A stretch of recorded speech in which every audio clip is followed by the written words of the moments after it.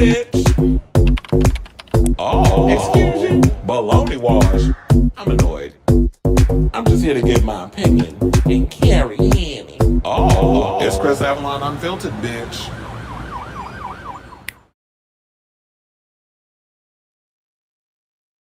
Hey y'all, welcome and happy what is it today? Tuesday? Yo, these days be blurring down. But anyway, what's going on? It's your boy, or as I like to say now, Hola Chismosa. And welcome to a brand new episode of Chris Avalon Unfiltered, a show where we basically talk about all things going on in celebrity news, pop culture, hot topics, all that good stuff. So if that's the show for you, definitely stick around because we have a lot of tea to spill today, including we got to talk about that I Know What You Did Last Summer trailer. We also got some great news about Ready or Not. The sequel has started filming, and I'm going to let you guys know who's in it. It's one of them being one of our favorite girls who's out here, got this big resurgence in her acting career. Like she busy, Miss Gellar. So we got to talk about her, and we got to talk about Sinners because with everybody out here loving Sinners, we got our haters too.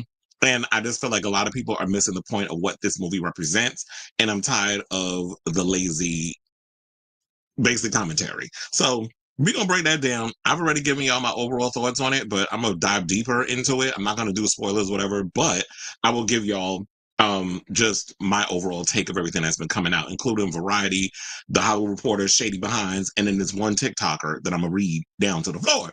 So stay tuned for that. Plus, we gotta talk about Shannon, the Uncle Shay Shay out here allegedly dealing with the women's. So he's clapping back. His lawyer got receipts, and we got the receipts. So we're gonna break it down on this episode. Plus, we gotta talk about Miss Kanye. Child, he is a mess. Out here to my how he hunched his cousin when he was 6 years old and he was 14. So we gotta break that down. I know that's gonna be a heavy topic, but it gotta be talked about since he wanna bring it up. Plus, Azealia Banks is giving her theories on the whole Kanye situation, and even alleging that he done hunched some other men besides his cousin. So we're going to talk about that. Plus, apparently, Justin Bieber is crashing out. He was a hot mess over there at Coachella. I do have like footage and everything, like stills, photos, video, all that other stuff. He did look a hot mess over at Coachella, and we're going to talk about it. And the fans are even concerned. The believers are concerned for Justin. So we got to talk about that because we can't ignore the big elephant in the room that, yes, Justin has been a hot ass mess out here for a minute. And the people want to talk about it. So, and speaking of drugs, the Vivienne's family is revealing that they didn't know that the Vivienne had a ketamine addiction until she revealed it on Drag Race. So it's about that. Plus, a Canada Drag Race winner was attacked in Mexico by the police. We got to talk about that. We also going to talk about Anya Nerve. She has been doing her interview rounds post her win on Drag Race. At this point, it's Tuesday. Y'all, I'm sure y'all have all seen Drag Race by now, so it's not a spoiler. She's talking about the Divisive finale lip sync because everybody's saying that Jules should have won, and people are saying Anya didn't deserve her win, and Anya's speaking out about it, and it's got even so bad that Jules even quit Twitter because y'all are being messy over there. So we got to talk about that. Plus, Alaska is pissed that Bob the Drag Queen is not doing All Stars, and I'm gonna tell y'all why. So we got all of that and a whole lot more. So before we get to those topics, if you could please do me a solid and hit that like button and that subscribe button. Also smash the notification bell so that way you know when we go live with a brand new episode of Chris Avalon Unfiltered. And of course, I will be putting timestamps once the episode is done. Once the live stream is finished, I'll take my time going through the whole episode, putting in the timestamps so those who don't watch, who watch the playback and don't watch the live show could just click right to the topic that they want to hear and give their overall opinion on the matter and that sort of thing. So I appreciate everybody who contributes to the show. Also, I want to apologize. I know I was 10 minutes late, but I decided to cook at the last second. So I had to scrounge something up real quick because I was trying to go to Dunk. The story is I was going to go to Dunkin' Donuts, get something, but apparently the app is down. It's not working. I did not feel like walking all the way over there to place an order and then wait. I usually like to do my order, walk over there. By the time I get over there, which is literally around the corner from where I'm at, from my house, I can just go in, pick my stuff up, and leave. I don't want to have to go in there, deal with them people, putting in the order. They mess up my order, and then I got to be tight. So it didn't want to work. So I was like, okay, I need to eat something. Otherwise, I'm going to probably be hangry while I'm doing this show. And y'all know sometimes we spill over to a good 3 hours or whatever. Lately, we've been doing under 3 hours as of late. So I've been keeping good time. But for the most part, a lot of time when we do them long episodes, because I be having a lot of topics, A bitch be hungry. I know 5 minutes and I'm already cursing. I can't help it.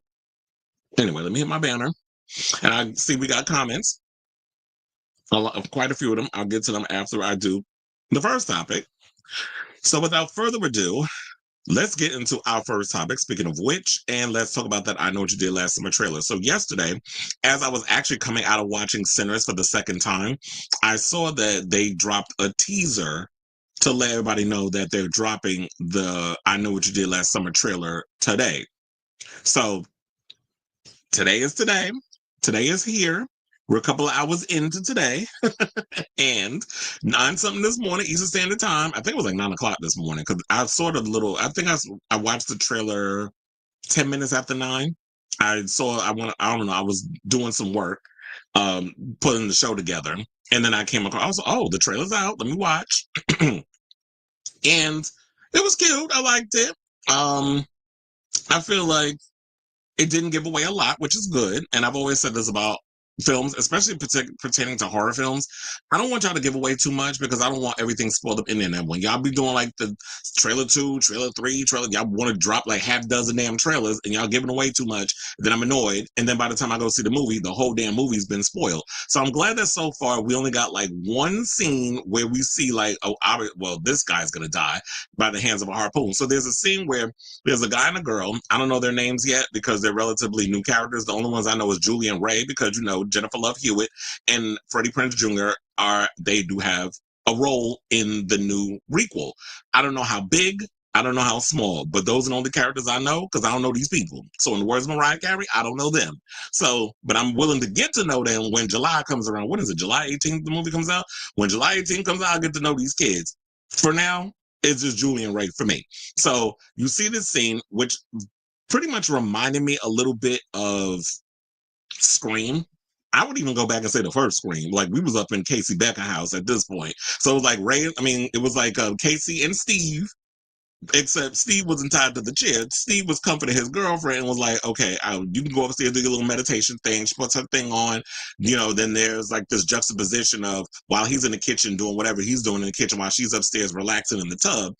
And use like this red. So I said, okay, there's a metaphor here somewhere. Like of all the colors, using like some red color dye soap or whatever to relax and get in touch with your energy. So while she upstairs with her headphones on, he busy downstairs in the kitchen getting murdered. And the fisherman or fisherwoman, because some people are speculating some things. We'll get into that in a second. That he gets shot in the shoulder with a harpoon, gets pulled out. He tries to get away as the person is trying to pull him outside the house. And then he gets shot again with the harpoon. And then he gets it with the hook. But then also the Tyreek Withers, I think is the other guy's name. The light skin. I was like, he cute. Number one, the first time I noticed him. First, I think he's a former football player, but he also stars in this movie called Him, which is produced by Jordan Peele, and Marlon Wayans is in it. That trailer tripped me out. I'm like, what the hell is going on in this movie? But I'm intrigued, and I might go see it when it comes out in September. But back to this film, I did notice some callbacks. There was one sequence where I'm talking about the Tyreek Withers character. He goes and he's, I guess, in a steam room, and then it says on the mirror or on the glass, "You're next." Once the steam kind of dissipates, and it was like, to me, that was a callback to the original movie where you see Julie is at college. And then she's about to go take a shower and it's all steamed up. And then it says, "I still know." And then, of course, then the killer bursts out of the glass and then it fades to black and the credits roll. So I noticed that callback. Then at the end, when that little white girl, I don't know, like I told you, I don't know these people's names. So I'm just going by description. She was like, "Oh my God, this place is so cool. I could just die," or whatever, something or another, something to that matter. And then you see a girl getting chased. And she's on top of this wooden thing, which looks like an elevator. And then she's running through this place It felt to me like a callback to the Shivers store sequence with Sarah Michelle Gellar. And not Sarah Michelle Gellar, I did notice that there's a shot of Helen Shivers' grave, and then you see her picture, and it looks like the tombstone's a little tattered. Like it's been a minute. Well, look, it's been 25 years since I Know What You Did Last Summer, the original, not the sequel, but 25 years. So it makes sense that her grave will look a little, like it's a little wear and tear. And then we see Freddie Prinze Jr. said this is not the first time this is happening, Southport. And I noticed that voice is a little deep. So I'm like, okay, you better give us a little masculine male realness when you was up in there saying them lines. Because I did hate the way that they treated Ray in the last two movies. I always felt like that y'all kind of bitch him out and make him come across as a little weakling. And that could have been because, remember, he said that the director of the original film didn't like him and was probably trying to kill him and when they was making that movie, because he didn't want him to be the character in I Know What You Did Last Summer, but he wound up getting a part and the director was tight, and so there was some sort of situation. So Freddie has said this out of his own mouth, that he didn't get along with the director from the original movie and how he was mean to him and tried to kill him when he was on set. I was like, well, if that would have happened, I'd have sued his ass. But that's their situation they got to deal with, and he's moved on, and now we have what we have. So then, when all this stuff is happening, then we get one of the girls, who I'm guessing is the lead. She goes and sees Julie, and looked like Julie might be a professor at a university, because she was like, "So what did you do last summer?" And with that, from what I'm hearing, because when all this stuff that was described, I said, okay, this must be the trailer that they showed at CinemaCon, and so far, like, look. The movie didn't give away a lot. They were a little bit on the cheese. Some of the dialogue was a little cheesy. I like the part where the girl was like, I need a drink, because I was like, yeah, after all this, you're going to need one. I noticed that, what's his name? Nick Chavez wasn't up in there, the one from that played La Menendez. I didn't see him up in the trailer. So some people already thinking that he might be the killer because, he, and there is a shot where they show like somebody in white in the back of their head and they got their hands up while the cops is all surrounding them. And funny enough, that might be him. But they're thinking like he might be the killer because, he played the killer before in the movie. He also played, he was a bit of a weirdo in another Ryan Murphy series. That Grotesquerie. I could not finish that show. That's how bad it was. But he was in that too, playing some weird old priest horn dog hunching his freaking nun. I was like, okay, what the hell is going on in this stupid show? But yeah, he was in that, so I would not be surprised because Nick Chavez definitely gives serial killer tease in the face. So if he gets typecast playing that kind of role, like I would not be surprised. But then I heard, I love you, Mike. Oh well, we watch a movie, but you were way off with your theory. But that's his theory. We're gonna go with it, but I'm gonna rebut on it. Rebuttal. Give a little rebuttal. Trying to figure out how do you formulate the word or make it, how I like to make words my own words. He said that he think Helen Shivers is the killer. I was like, come on now. Now we know that you are good, that Sarah Michelle Gellar is good friends with the director and her husband is in the movie. How would she be the killer? She died and we saw her dead.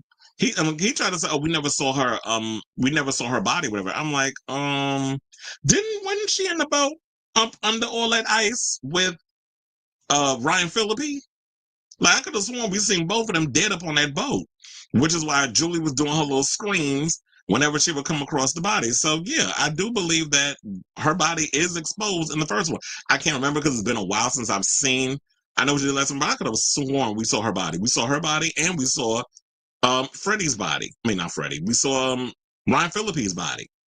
So she dead. So I don't think she is the killer. I've heard people say that they think Julian Ray's the killer. I feel like that would be a cop-out. That would be dumb. I don't think that should even be the thing. There was another idea that I heard that I was like, okay, this is really cool.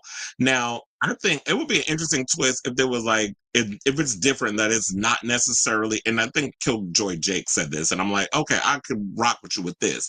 What if the killers is something, what if the situation started from this scenario? So it's not necessarily, oh, we're driving, whatever, and we accidentally hit someone. What if they kind of take a page out of Fast and the Furious, which is like they're drag racing. One of the cars goes off the side of the road. They're trying to cover it up like, oh my God, look what we did. They leave them people for dead.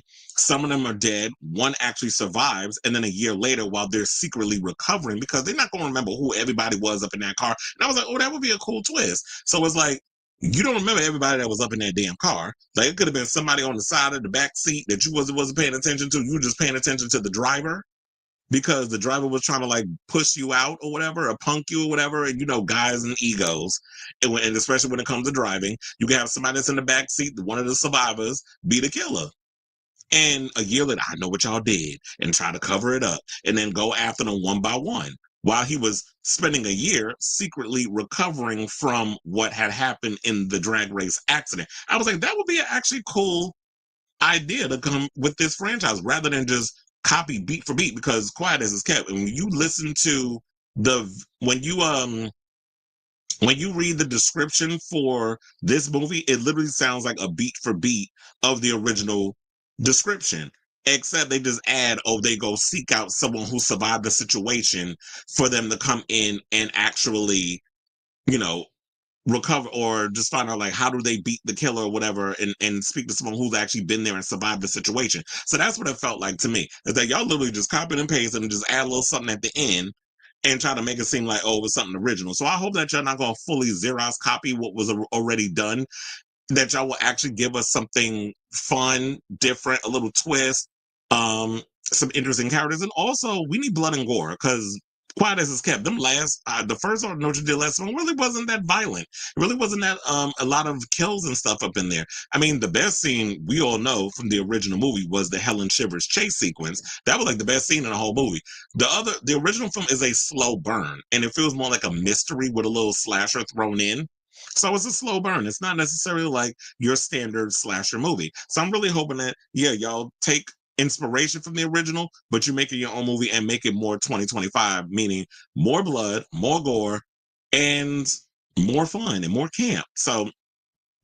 I so basically overall, I will say that I enjoyed seeing the trailer. I'm glad they didn't give away too much. It was great to see Ray and Julie back on the screen, and I'm definitely looking forward to seeing this movie when it drops in July. So I want to ask all of you, what did you think of the trailer? Did you even see the new trailer for I Know What You Did last summer? They said the original movie came out in October 17, 1997, which I do find it kind of weird that they're releasing this movie in July, because July is usually like summer movie releases, like you're getting Mission Impossible and Jurassic World and things of that nature. Summer is not necessarily a breeding ground for horror films. So it's kind of weird that they're going to release it around this time. Hopefully the movie does well. And maybe they're releasing it in that time because of the overall atmosphere of the film, which is the movie looks like it takes place in a warm climate. So therefore, summertime vibes, summertime horror movie. So I want to hear from you. If you liked the trailer, if you didn't care for the trailer, what were your things you liked and disliked about the trailer, or whatever your thoughts are on this story? Let me know in the comments down below. Okay, so hold on, let me close that out. And let's see what the people saying, because it's a lot. Magic Mermaids in the building. Good morning. The Hunchback of Kanye. Okay. I know it's early to be drinking some damn soda, but they said I sent you a photo. Sinners being review bombed, and I can say it's screaming racism and other stuff. Oh yeah, of course it's being race. Of course it's due to racism. I heard white people was uncomfortable. There was some white people that was walking out of the movie whenever there was some. I'm like, okay, well, y'all want to come look. Everything ain't for y'all, no shade, but everything is not for everybody. So if you want to come and pay for a movie, you have to. If you don't know what you're coming in to get and you feel uncomfortable, that's your issue. That ain't our issue. This was a story that Ryan Coogler wrote about. That was based on a lot of things, including some stories that his uncle told him, and Um, so there was a whole lot of other things that was thrown in there. I'll just have to break all this down when we get to that topic. You said I sent you a photo. Okay, that was twice. And about Coachella having no idea that Kneecap and Green Day were going to go political. But like people said, you invite true blue punkers, they're going to be punkers. Well, yeah, they're punk. They're punk through and through. I don't know where the hell they've been. I don't know anything about Kneecap except for what all this story was that was coming out about it. And lame ass plastic face herself, Sharon Osbourne, jumping in with her long ass post, which I ain't even finished reading all of it because it sounded like a bunch of Zionistic bullshit. So I wrote what I wrote and kept it moving. So Green Day has always been political. They've mentioned things about MAGA agenda. They mentioned that when I worked their show at City Field. When I worked that concert last year, they when they changed the words to American Idiot. So if y'all just now waking up today and realizing that Green Day is political and that they're going to go against the establishment, then y'all are real slow. And the fact of the matter is, I just think because people have social media now and everybody feels like that because of Trump being in office, that it gives them a little battery in their fucking back, that they're going to run around and just say the BS that they've normally been saying and not get no consequences for the stupidity that comes out of their mouth. So they'll continue to stay mad, but go play in traffic while you're at it. So screw y'all. I need to see Bob versus Violet versus Bianca. Okay. You got to keep little Debbie hidden away sometimes. Okay. Sailor Mermaid's in the building. The beginning of the trailer also reminded me of the first. Yeah, that's what I was saying. It's like it was giving Scream, which look, it makes sense that they would do that. First of all, Kevin Williamson wrote both movies. He wrote I Know What You Did Last Summer first before Scary Movie, which is the original title for Scream before they changed it. He wrote I Know What You Did Last Summer first. Scary Movie got picked up first. They changed the name to Scream. Then after the success of Scream was when I Know What You Did Last Summer got greenlit, and then that movie ended up getting made. So there's definitely a lot of homages up in there. And I like the Julie reveal on how she said, "What did you do last summer?" And that this place is so beautiful. I would want to die here. Yeah. That's why I said that the dialogue was a bit on the cheesy side, but I no shade, but no, I know what you did last summer kind of always was a bit on the cheesy side. So maybe they'll lean into that. At least Madeline Klein is the main star. Hopefully she don't die. Nicholas and another actress I like, Lola Tung, were both announced to join the cast on the same day, and both weren't spotted in the trailer. Yeah, they probably came at the last. Probably, you want to know something? It'd be funny if that they announced them late and just had them come in to film the reveal sequence. Because when it comes to the killer, they never have the actor behind the actual thing. It's always a stunt guy. So who knows? If they do a twist where they say it's 2 instead of 1, I'm like, come on now. I just feel like ever since Scream, that whole double killer reveal thing doesn't have the same effect. They said because of He-Man, she couldn't do both films. She's not. Wait, isn't she in the movie? Well, look, she got a big look. Camila Mendes got a big role in the movie. What was she playing? I think she's playing Tila, right? If I'm not mistaken. And first of all, He-Man looks really good based off of the stuff that I've seen. So I'm looking forward to it. I'm just really hoping that we get sort of like this Star Wars meets Lord of the Rings meets Game of Thrones type of vibe with He-Man. Like I really feel like they can go like real epic, real big, real war type. And the fact that we got Jared Leto playing Skeletor, I'm like, that's so on brand because he looks a little skeletal anyway. So it works that he's playing him. The film take place during 4th of July weekend, so I understand the summer release, plus Megan getting a summer release as well. But yeah, the funny thing is with Megan, it doesn't feel like a horror movie per se. So I like Megan, but yeah, it feels like y'all going more Terminator 2, like an action sci-fi rather than horror. I mean, don't get me wrong, I will be there to see Megan when it comes out, but I miss the horror aspect. Hopefully it doesn't suck. All right, so now let's move on to more horror movie news, and let's talk about Ready or Not, which the new movie is called Ready or Not, Here I Come. I was like, okay, that's clever, number one. So that you're going to call it Ready or Not, Here I Come. And if y'all get a part 3, what you going to call it? You Can't Hide? Is that what you're going to add to it? And then y'all going to have Lauryn Hill up in there singing the damn song? So yeah, so apparently yesterday, which was the 21st, principal photography already has begun on Ready or Not. And we got a interesting star-studded cast that is going to appear in the movie if this picture doesn't hurry up and unblur. Thank you. And the original movie came out in 2019.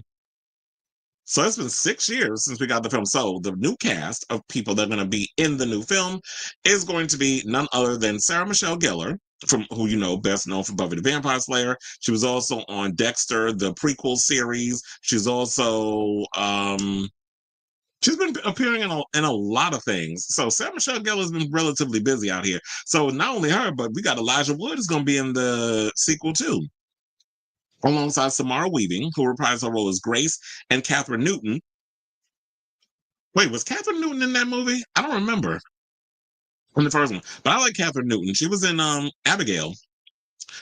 And they said film photography began Monday in Toronto, so they're filming it up in Canada, as I like to call it, instead of Canada. Now, a name I have not heard for a while is Sean Hannity. Where the hell's he been? Because the last time I seen Sean Hannity, well, I know he's been acting, but the biggest thing I know Sean Hannity from was The Faculty. But they say he's on that show, The Pit, with Noah Wiley, which I'm hearing great things about. It's on HBO Max if you have it. I have it. I haven't gotten around to watching it, but I definitely want to check the show out because everybody's talking great things about it. But I've heard that it's been caught up in a whole bunch of lawsuits because one person said that The Pit is literally a ripoff of ER. So there's been like some back and forth lawsuit mess that's been going on with it. It's been greenlit for season 2, but I've been hearing there's been a lot of behind the scenes drama with it. Nestor Cabanal, who played the mayor in The Dark Knight, but he's been around a lot of things. And I've always liked Nestor, and I think it's because he got like some of the thickest freaking eyelashes. And that's what I noticed him from. But Nestor Cabanal is in it. Kevin Durant, who I actually love anything Kevin Durant is in. He was on a show called The Strain. He was also in, and he went out like a G, even though the movie sucked, Resident Evil Retribution. He's been in a lot of stuff. And he was also in Abigail. He was the best part. I mean, Abigail was good in my opinion, but he was the best part of that. And David Cronenberg are rounding out the cast. Now, Guy Busick and R. Christopher Murphy are returning to pen the script, along with producers Trip Vinson, James Vanderbilt, and a bunch of others that y'all probably don't even care about. So, I have to say, I love the original Ready or Not. I was wondering where they were going to go with a sequel. I guess we'll have to find out when we see it because after everything that happened, especially when it was like this guy meets this girl he's a part of this rich family and they get married and then she has to be initiated into the family. So she has to play this game. And if she chooses this specific game, it means that they have to hunt her and try to kill her. So she's basically trying to survive the night. You thinking like her husband is just like this guy that's going to have her back and he's not a part of the family. He doesn't want to be a part of what the family thing. Then eventually he becomes a straight up bitch and joins them. And then we find out that it wasn't a big old lie that, okay, if you don't complete this thing and she's not a sacrifice, that this demonic situation is going to happen. They all going to explode. And lo and behold, we watched the movie. It was all blowing up. I was like, oh. But I love the concept.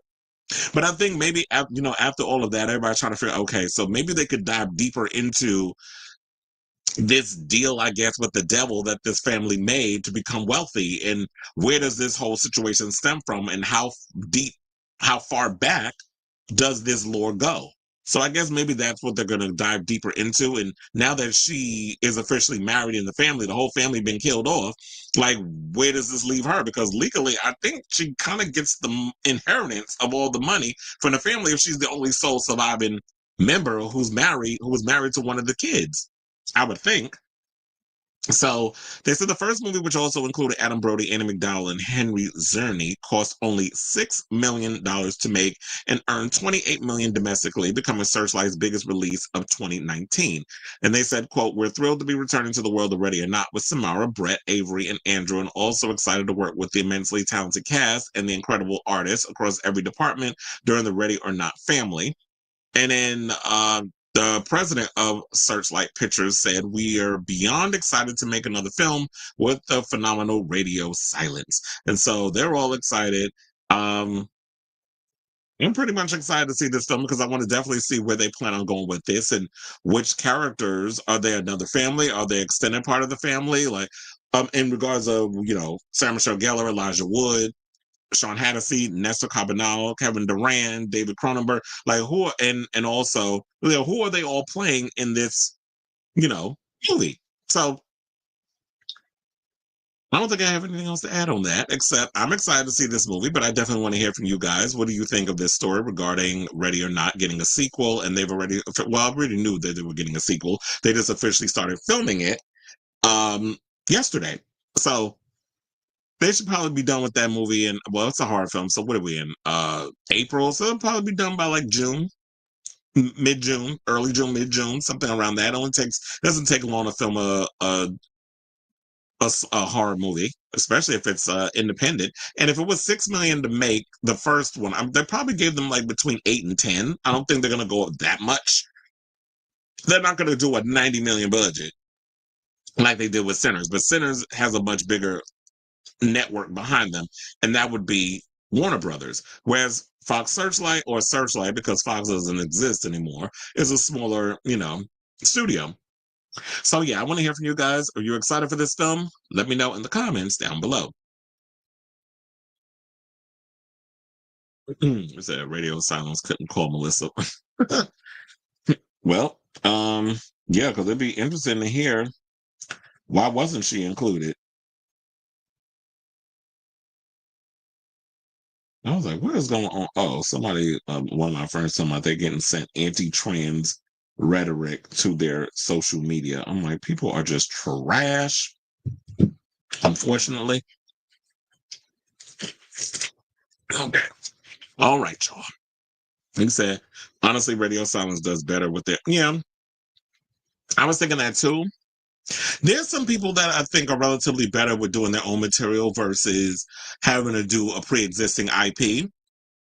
Because I do agree. I didn't particularly care for, like, there were moments of Scream that I enjoyed from Radio Silence. However, I didn't like their overall handling of it. And that's why when I've been watching interviews of, another one reminds me of Christopher Landon, when he's been doing interviews of Drop. And he was basically saying, like, pretty much saying the same thing because everybody's been asking the same damn questions.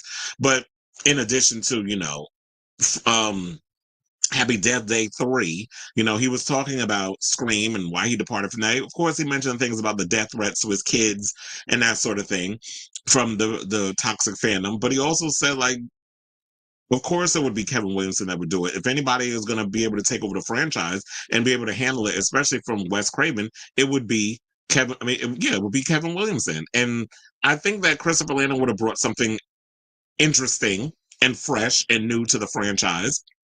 But at the end of the day, when you look at it, it's like, yeah, Kevin Williamson, he created the franchise. He created those characters. He created Sidney Prescott. He created Gale. He created Dewey. He created so many of these other characters that why wouldn't it be him?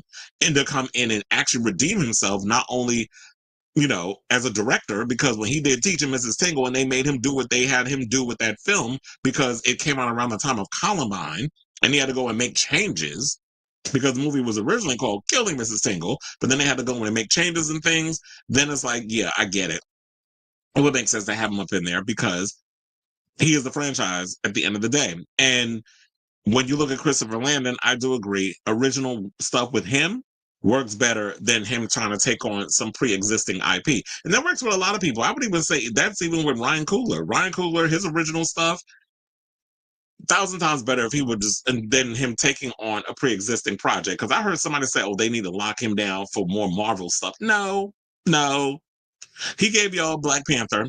Possibly we'll get a third one from him. But other than that, I prefer him to take the more Christopher Nolan route, which is I'll do that big tentpole film in exchange for my own little passion project. So I would rather be that kind of director than someone that's just a hired hand for the MCU because you really don't have that much control. Okay, so all right, so let's get into this story about Sinners because apparently, since the success of Sinners, everybody got a damn opinion. Everybody's got something to say about it, and for the most part, it's like yes, it's doing relatively well at the box office. It I believe has a 90. It's in the 90s in regards of like Rotten Tomatoes. Cinema Score, I believe, where they said this is the first film in years that's R-rated and an original IP that has gotten, full high grade in regards of, their cinema score.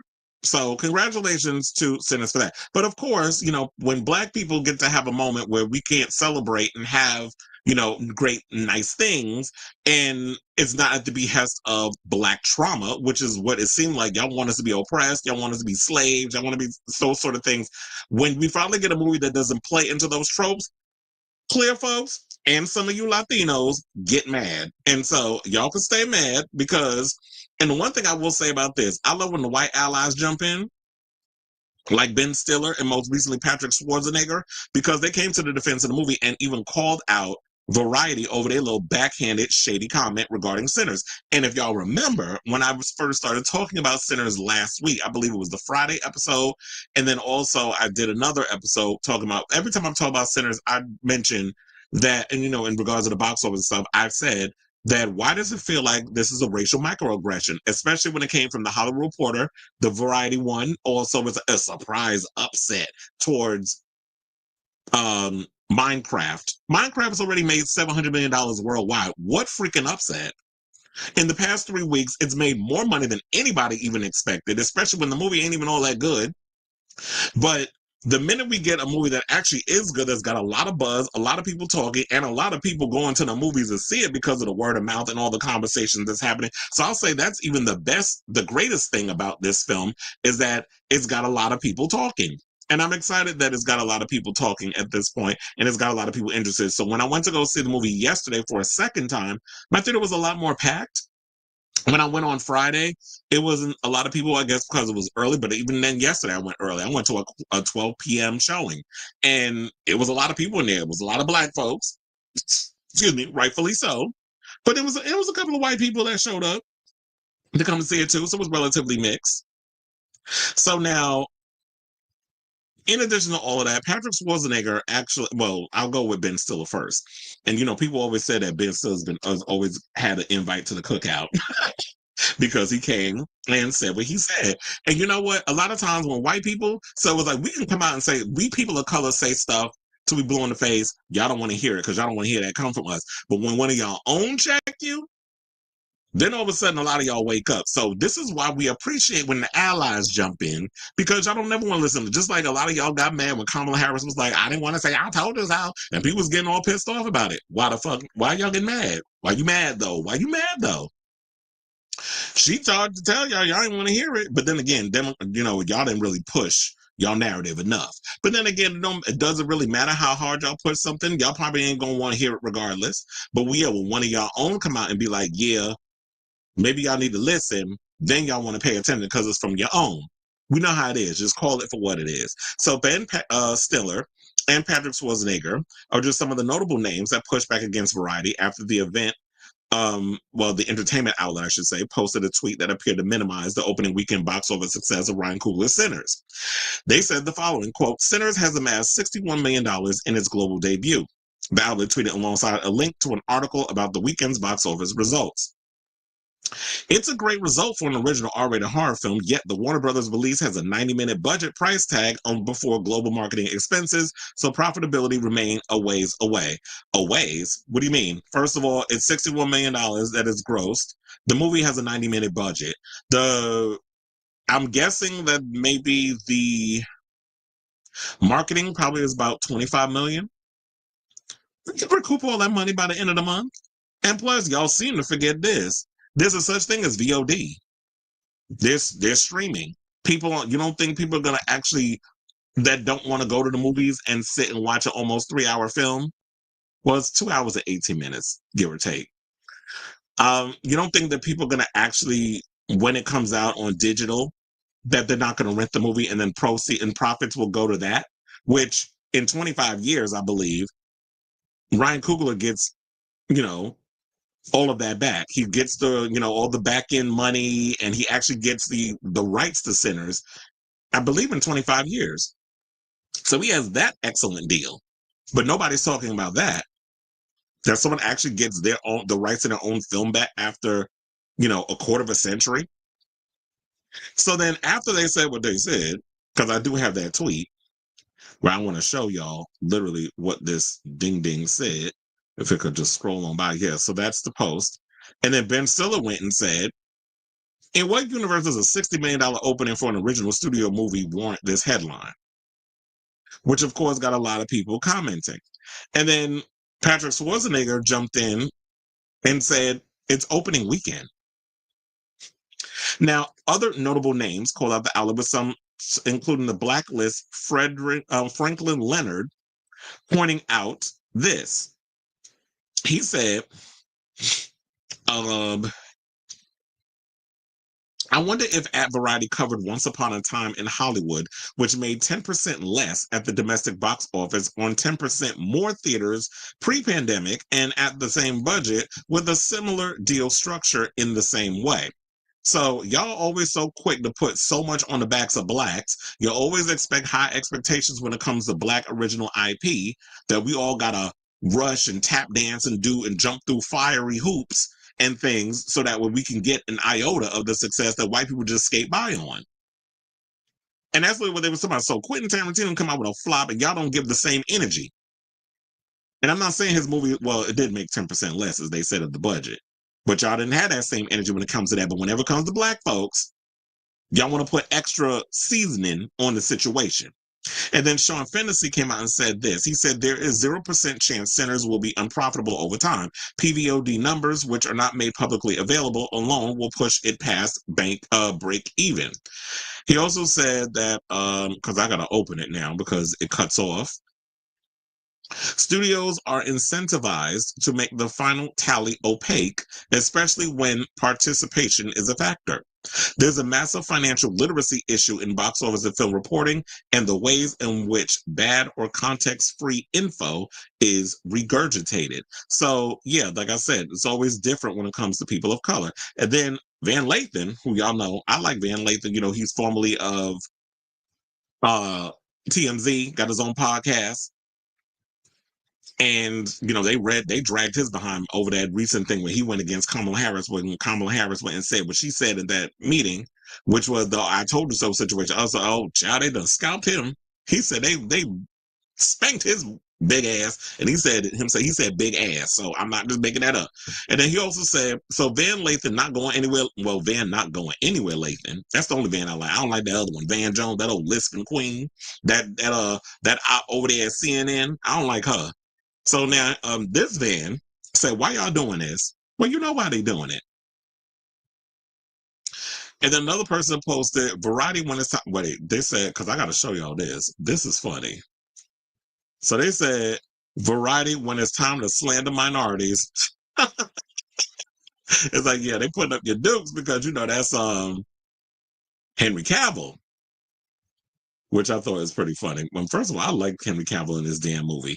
But before we get to the rest, okay, so another one says, someone pointed out a couple of months ago how big of a push there is on here to point out how unprofitable movies are. Now I can't unsee it. Well, I've been saying that whenever it comes to black folks, I want something to fail. How many times have black people have heard, or black people will tell you stories in Hollywood where they'll say, oh, we've been told many times that black people cannot sell movies overseas, that we're not bankable, we're not profitable. This is what white people behind the scenes, marketers, whatever the case is, will tell people of color, oh, they don't care about your films. Mind you, white people act like they the only damn demographic that exists on this earth.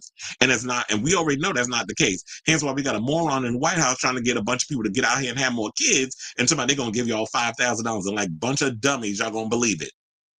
But once the kids get in, they give you that $5,000. How's that gonna keep up with the fact that you gotta raise that child along with the other children you have? It's not like y'all gonna keep getting like a stipend. That's a one-time situation. Y'all need to look beyond what's in front of you and see what the real scam is in all of this. So another person said, this is such a bizarre headline. The film's cost is modest by studio standards, and it just had a huge opening. It's going to be fine. It's been in theaters for 3 whole days. It doesn't need to turn a profit just yet. Exactly. And I think the real conversation is, how is it going to work after, like, what's week 2 going to be like? How far down the rabbit hole is it going to drop? That's what we should be focusing on, not necessarily opening weekend. We should see how it's going to do next week, because there's a couple of movies coming out. There's damn, I forgot the name of that. There's a horror movie coming out. There's also The Accountant 2. I forgot the name of the horror movie, but it's with the kid from Love Victor and a bunch of things where they go to this house based off a video game. Name escapes me right now. But that's supposed to come out this week. The Accountant 2 is supposed to come out this week. We'll see how well those movies do up against Sinners. So we won't know until then. But last but certainly not least, I want to get to this TikTok video. So this is the video that kind of like just irked my nerve. So there's this dude on TikTok by the name of the Storytime Guy who was like, oh, I love Sinners, but, which always lets you know that they don't particularly care for it. Here was his issues. And his issues was, he was saying he basically tried to devalue Sinners as nothing more than a rip-off of From Dusk Till Dawn. Now, I will say this. Ryan Coogler, in many interviews, if y'all actually stop running off with y'all mouths and actually do the research, Google is y'all friend. I sat up here and I watched a lot of the Sinners interviews that Ryan Coogler was doing alongside Michael B. Jordan and Haley Steinfeld, because those were the three that were just running around doing a lot of the interviews and promoting of the film. He talked about like a lot of his inspiration. He said that I believe From Dusk Till Dawn was an inspiration for the film. Also, he said The Faculty. He also mentioned 2 John Carpenter movies. He might have mentioned more, but the ones I remember off the top of my head is 2 movies that I absolutely love that are John Carpenter movies. And I watched one of them the other day, and that would be Assault from Precinct 13, and a movie another film that he remade, John Carpenter, that is like one of my all-time favorite movies from 1982, and I've seen it like 100 times already, and that's The Thing. So basically, yes, there are similarities between From Dusk Till Dawn and the other movie and Sinners, which would be they both take place on one night in a confined space. That would be they had the titty twister in From Dusk Till Dawn, and in this film they had this slaughterhouse that they turned into a juke joint because they had that money that they stole from the Irish and the Italians from Chicago, which is why they came back to Mississippi. So there's similarities in that. Other than that, it's a completely different story, but I'll break all that down once y'all watch this clip, because I want y'all to hear what this dude had to say, because it was a full-on cackle, and then we'll come back and talk. Let me make sure I got the audio on. I love the movie Sinners, but ... Part 1. There will be spoilers. I love the movie Sinners, but it's literally the plot of From Dusk Till Dawn. 2 criminal brothers head down south to start new lives. While down south, they are trapped in a building that's in the middle of nowhere, and they find themselves surrounded by vampires. One of the brothers is seduced by a beautiful vampire temptress and gets turned into a vampire. The other brother, who's a straight shooter, leads a group of survivors to survive the night until dawn. And throughout the movie, we have discussions about religion, faith, and family. In the final climactic battle of this movie, there's a huge fight between the survivors and the vampires. The Asian character in this movie sacrifices himself to protect their family. One of the characters in this movie who is turned begs their loved one to end their life, and with tears in their eyes, they do. And after killing all the vampires via sunlight, the only 2 survivors are the brother and the hopeful youth. The hopeful youth whose father was a preacher. I feel like I'm taking crazy pills here because I follow people in the horror community. No one's talking about this. It's insane. There is one fucking movie that Sinners owes everything to, and it's not fucking Puss in Boots. It's goddamn From Dusk Till Dawn. And like, I'm not saying Nosferatu, Dracula, Sinners, From Dusk Till Dawn, but I will say that Ryan Coogler needs to firmly address that he was inspired by a Latin American vampire movie because we are owed our flowers. Also, Ryan, I saw that tamale story you put in the movie. Where's the fucking Latino extras? Come on, Ryan, you're so good at putting Latinos in your movie. What the fuck happened here? You don't put Latinos in the movie and you steal from the biggest Latino vampire movie? Come on, man, that's a bad look. I don't think this guy liked this movie at all. I think he might be a racist. Loving something does not excuse you turning a blind eye to its flaws. Acknowledging and discussing the flaws of something you love is healthy and leads to a better relationship. Hope you're into the video, everyone. Tune in tomorrow. We're going to be talking about how the vampires in the movie Sinners don't make any fucking sense. Have a magical day, everyone. I love the movie Sinners. Well, it's like the vampires in the movie make no effing sense. I don't know what he actually means by that. Because the vampires in the movies do make perfect sense. The vampire, I forget his name. I think it's Remick. That's played by Jack O'Connell. And here's the weird part. His main reasoning for being a vampire, he's like, I'm going around, like he's biting people, all this other stuff. He's like, I'm doing it to spread love. Like he's a hippie in a way, in his mindset, which is completely different. And what I don't understand is when it comes to vampire lore, and I guess you're not a writer, so you don't understand this, you can make any kind of, if you are someone who writes and creates your own project, you can do whatever the hell you want with your own vampires as long as you stick to the lore that you've created. So you don't have to follow the vampires of Underworld or Nosferatu or Bram Stoker's Dracula or 30 Days of Night. No one says that you have to follow exactly that. You can make up whatever lore that you want to make up in your own world as long as it makes sense to and fits within the confines of the lore that you've created. So I don't know what the hell this guy's talking about. And then on top of that, when he went and said, oh, you could have put Latinos in the movie. Historically speaking, were there Latinos that existed in the South during that time? I highly doubt it.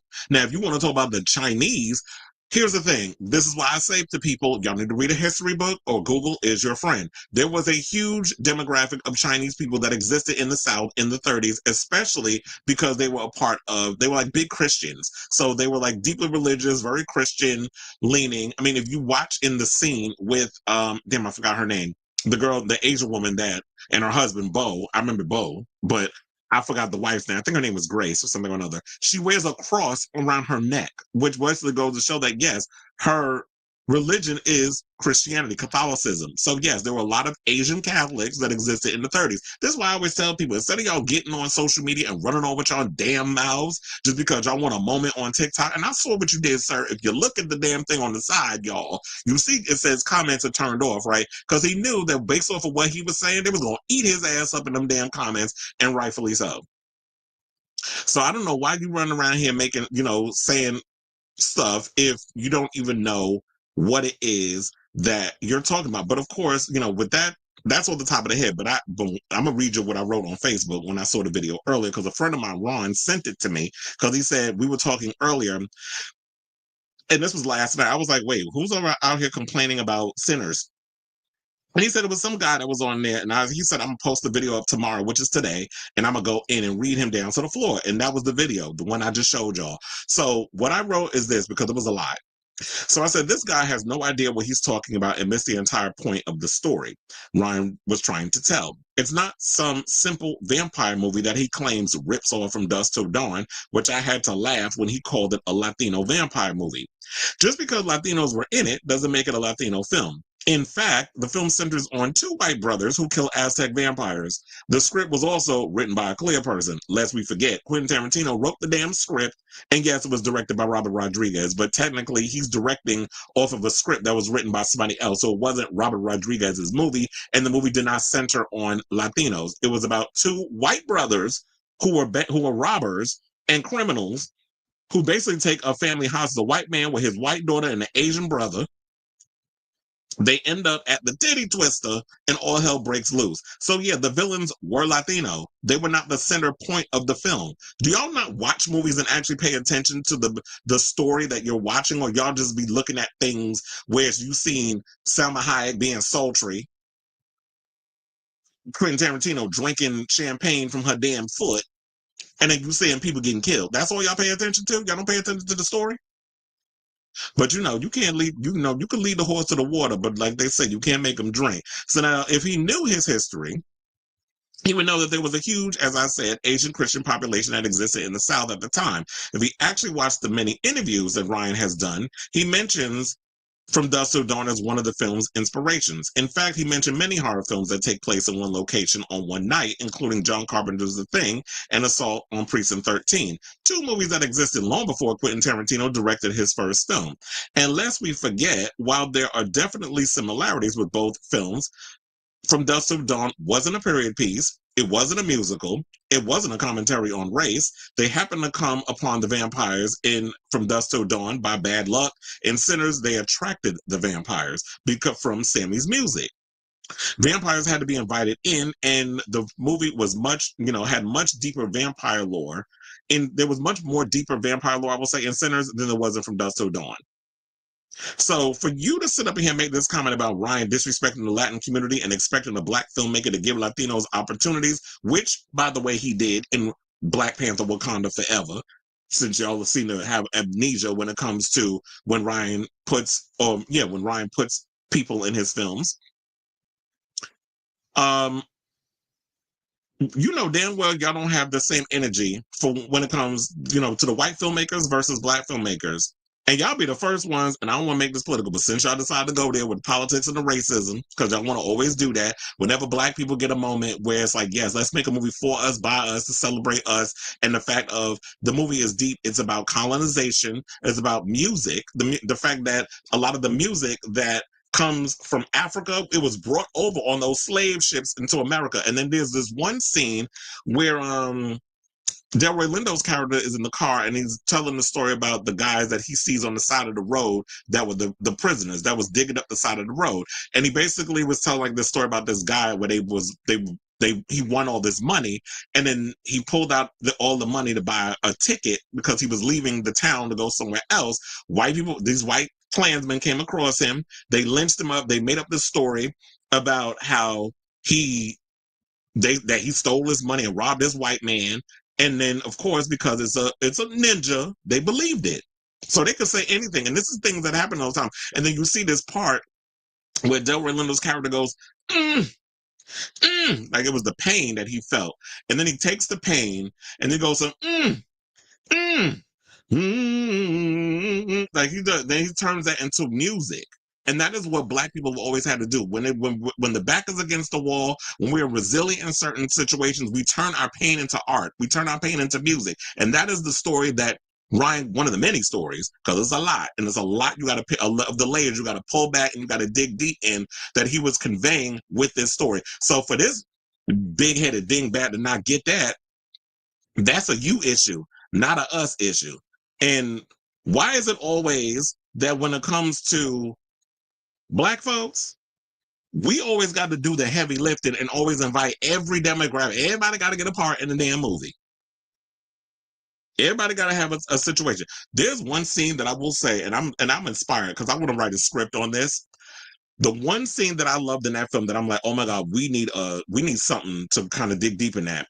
The scene when you get Jack O'Connell's character, who we find out is running away from these Native American vampire hunters.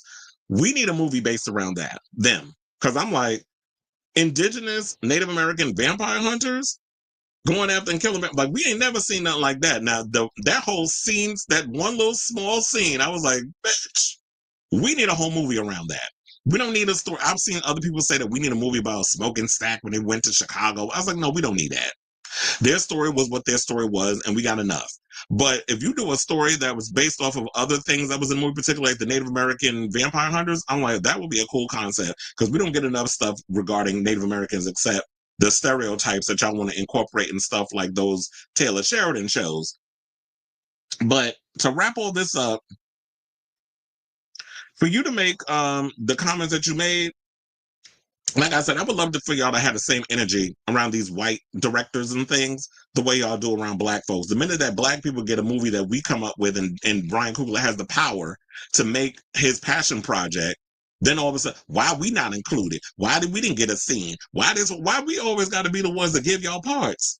There's how many white programs they got to run around y'all, and quiet as it's kept, a lot of y'all be trying to act like y'all white any goddamn way. So why not assimilate? That's what y'all like to do anyway. I mean, isn't that why y'all voted for Trump? Because you thought y'all was going to get that assimilation to whiteness or close proximity to whiteness? And you see where y'all ended up? Y'all getting deported? So don't get me started on this foolishness.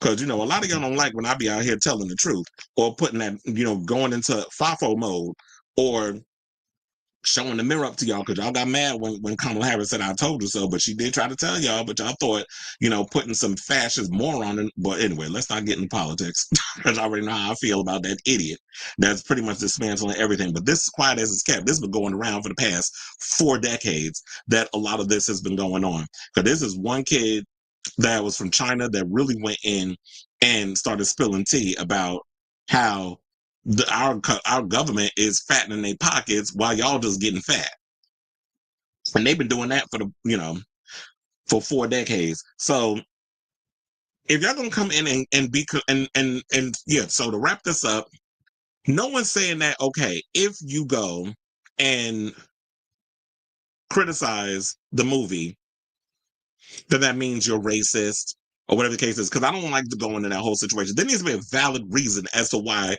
this movie you didn't like it. And to me, I just feel like the people who are non-melanated a lot of y'all criticisms just does not add up, and it just doesn't make sense to me because you're not getting it. I even heard one person say that they need to cut back a bit on the music. Like there was one sequence when Sammy is playing the guitar, and that sequence with the break dancing and the hip hop, and then you bring in all these other different elements, it didn't work for them. I'm like, you're missing the point.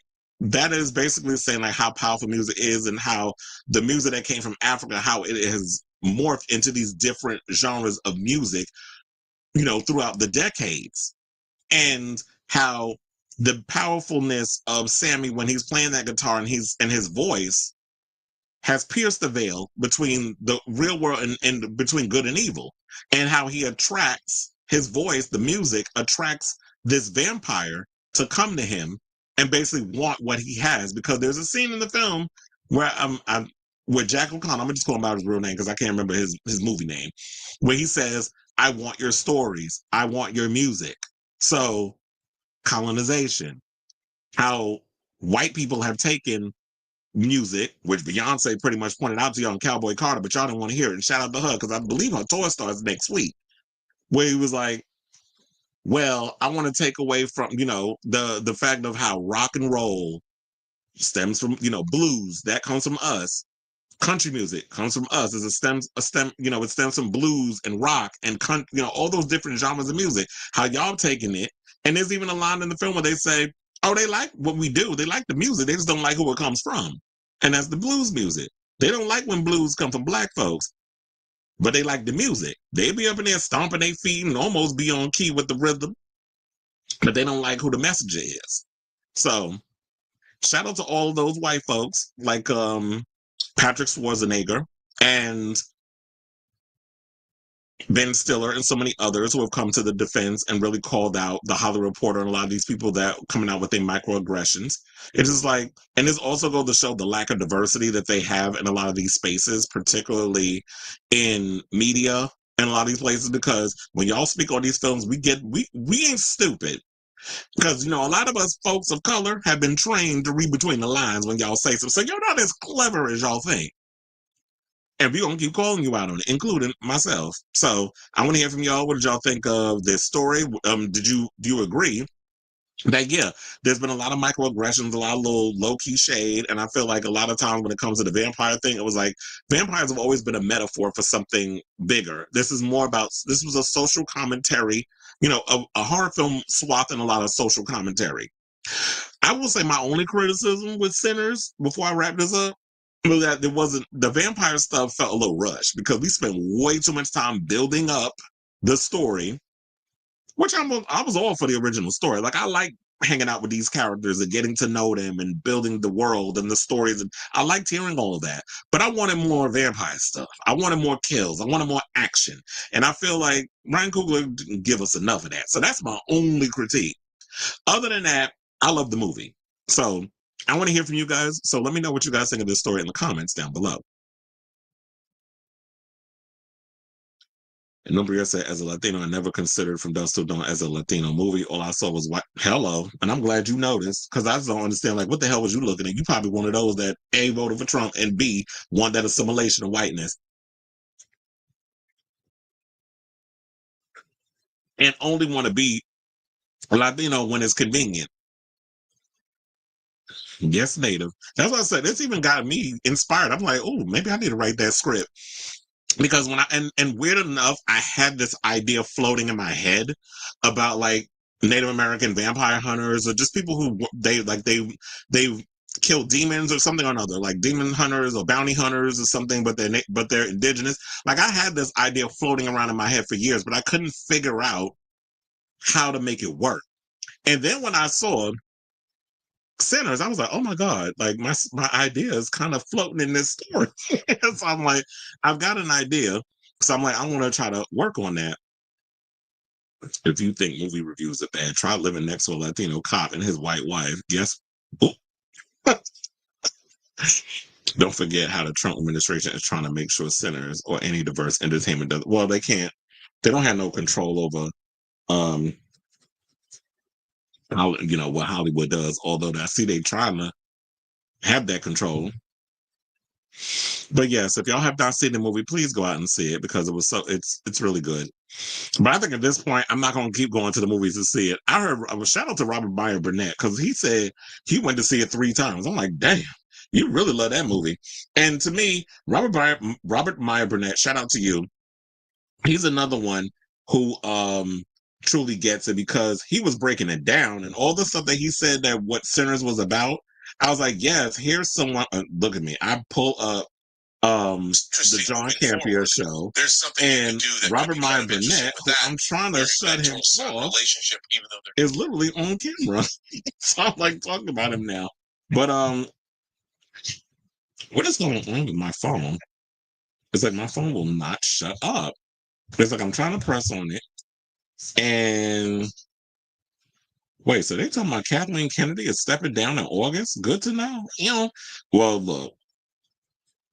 Disney ain't been giving us nothing good as of late, quiet as it's kept. And I'm trying to, another thing too, I'm trying to avoid spoilers for The Last of Us because I did not see the second episode, but I already know what that a certain main character already bit the bullet. And if you read, I mean, if you, I don't know the whole story behind it. I already know he's going. But, I just been doing, bobbing and weaving, trying to avoid, spoilers. So, I guess I'm going to be doing this story tomorrow because the word on the street is they said that the new Black Panther will be T'Challa's son, which I could have sworn we talked about that T'Challa's son was going to be the new Black Panther. Yeah, The Last of Us. I didn't get to see the last episode, but I already know, like, if you played the video game, you already know that Joel was going to bite the bullet any damn way. So it's not a spoiler. But the fact of the matter is, you wanted to know how they were going to do it in the show.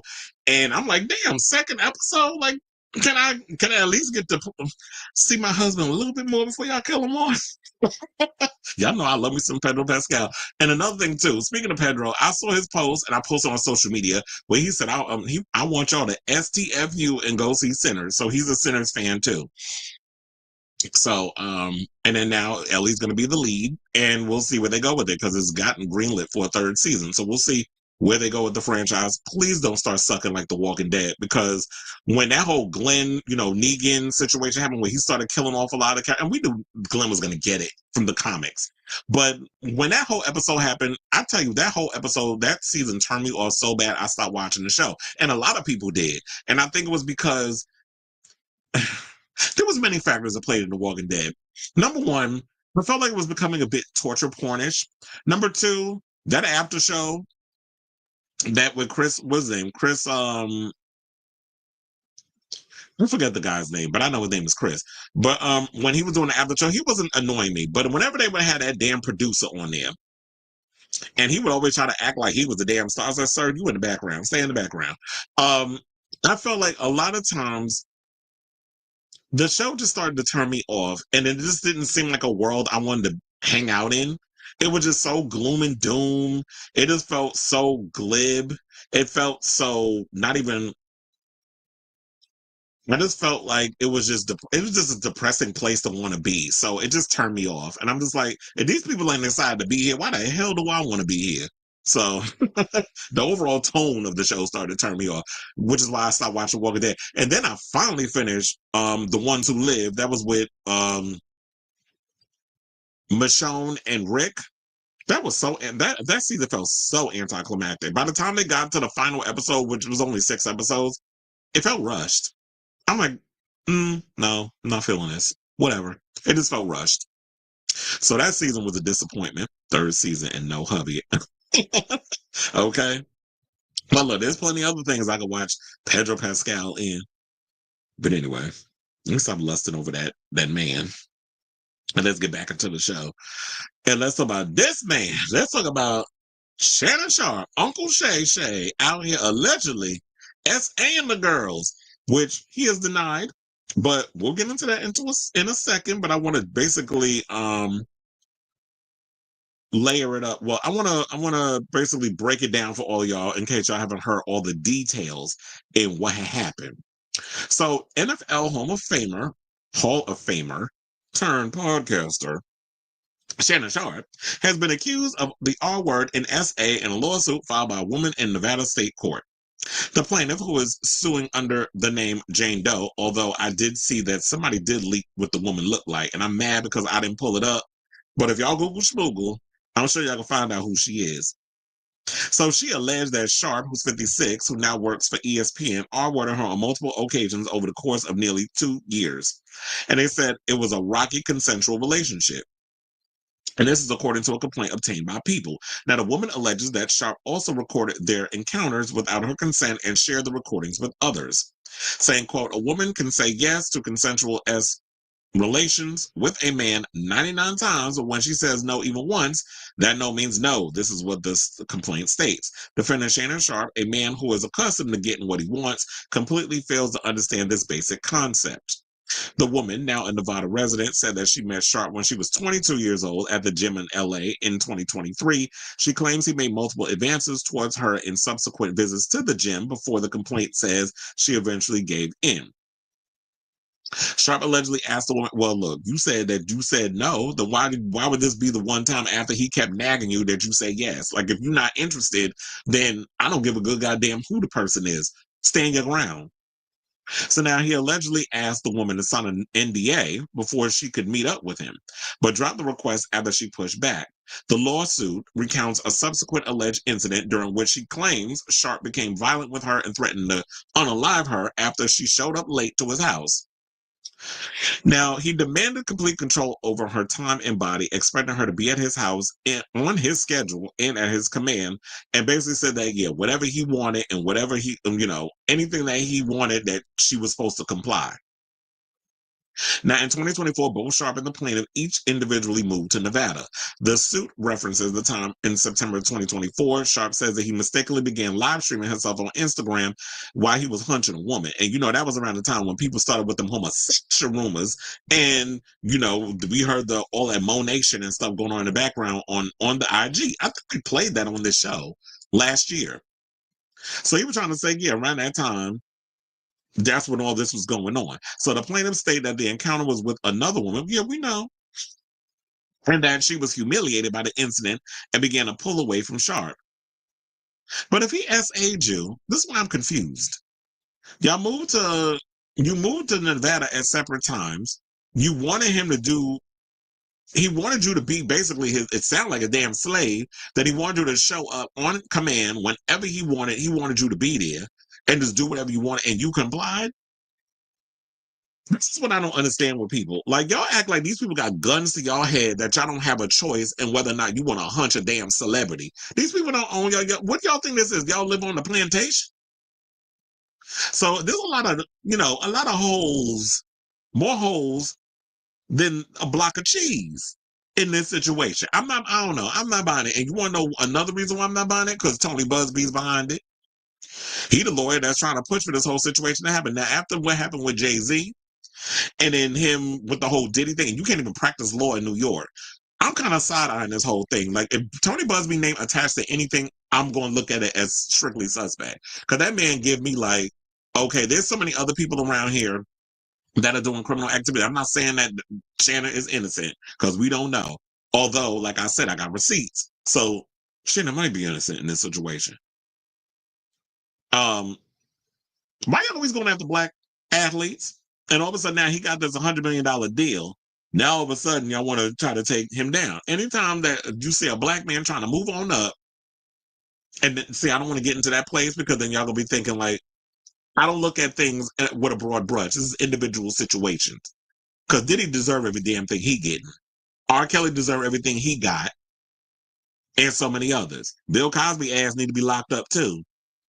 I don't know why y'all let that old man free. But everybody we're not a monolith. So then they also described in October 2024, which he forced the plaintiff into his car and took her to her apartment. The plaintiff alleged that Sharpe then forced her to perform a baloney wash before sticking it in her poop chute, and they said that he poop chute raped her, or R-worded her. Damn, I wasn't supposed to say the damn word, because these damn algorithms over here on YouTube. Hopefully they'll let that slide. Now, Sharpe grabbed her head, forcing her to look at him as she sobbed, the lawsuit claims. He said at that point, look at this, look at my arm. I've got chills. That's how good this is. In January 2025, the plaintiff claims that Sharpe asked to come to her apartment to give her a combined Christmas and birthday present. Once there, the plaintiff alleges in a complaint that he again essayed her and refused to wear a rubber. A representative for Sharpe would not immediately be reached for comment. Now, the plaintiff is requesting, of course, there's money involved. Pay me for my pain, I guess. So she wants $50 million in damages as part of the lawsuit. She is being represented, as I said, by Tony Busby, the high-profile attorney based in Houston, who has also represented clients accusing Diddy, an NFL quarterback, Deshaun Watson, of misconduct. Saying, quote, I'm extremely proud to represent Jane Doe. This is what he said in a statement. It takes a great deal of courage to stand up against those with power, fame, and money. I look forward to pressing this case in court. Sharpe went, well, we don't need to go into his whole history with him being in the Denver Broncos and the Baltimore Ravens and winning 3 Super Bowls. We don't need to go into that. But I will point this out, and shout out to Love B. Scott, because I seen a lot of y'all try to pick it up afterwards and pass it over to your own. But Love B. Scott had the exclusive.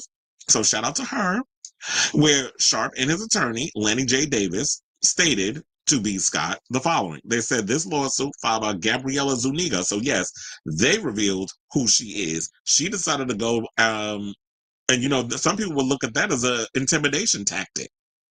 But I was like, oh no, bitch, what you're not going to do is spread these lies about me and put my name out here like I'm some sort of abuser. And you gonna go as a Jane Doe? Oh no, ma'am. Your name is Gabriella Zuniga, and if you look it up, her pictures is all over social media. I don't even think the Neighborhood Talking them was posting who the girl was. So they said this lawsuit filed by Gabriella Zuniga and orchestrated by her attorney, Tony Busby, is a blatant and cynical attempt to shake down Mr. Sharpe for millions of dollars. It is filled with lies, distortions, and misrepresentations, and it will not succeed.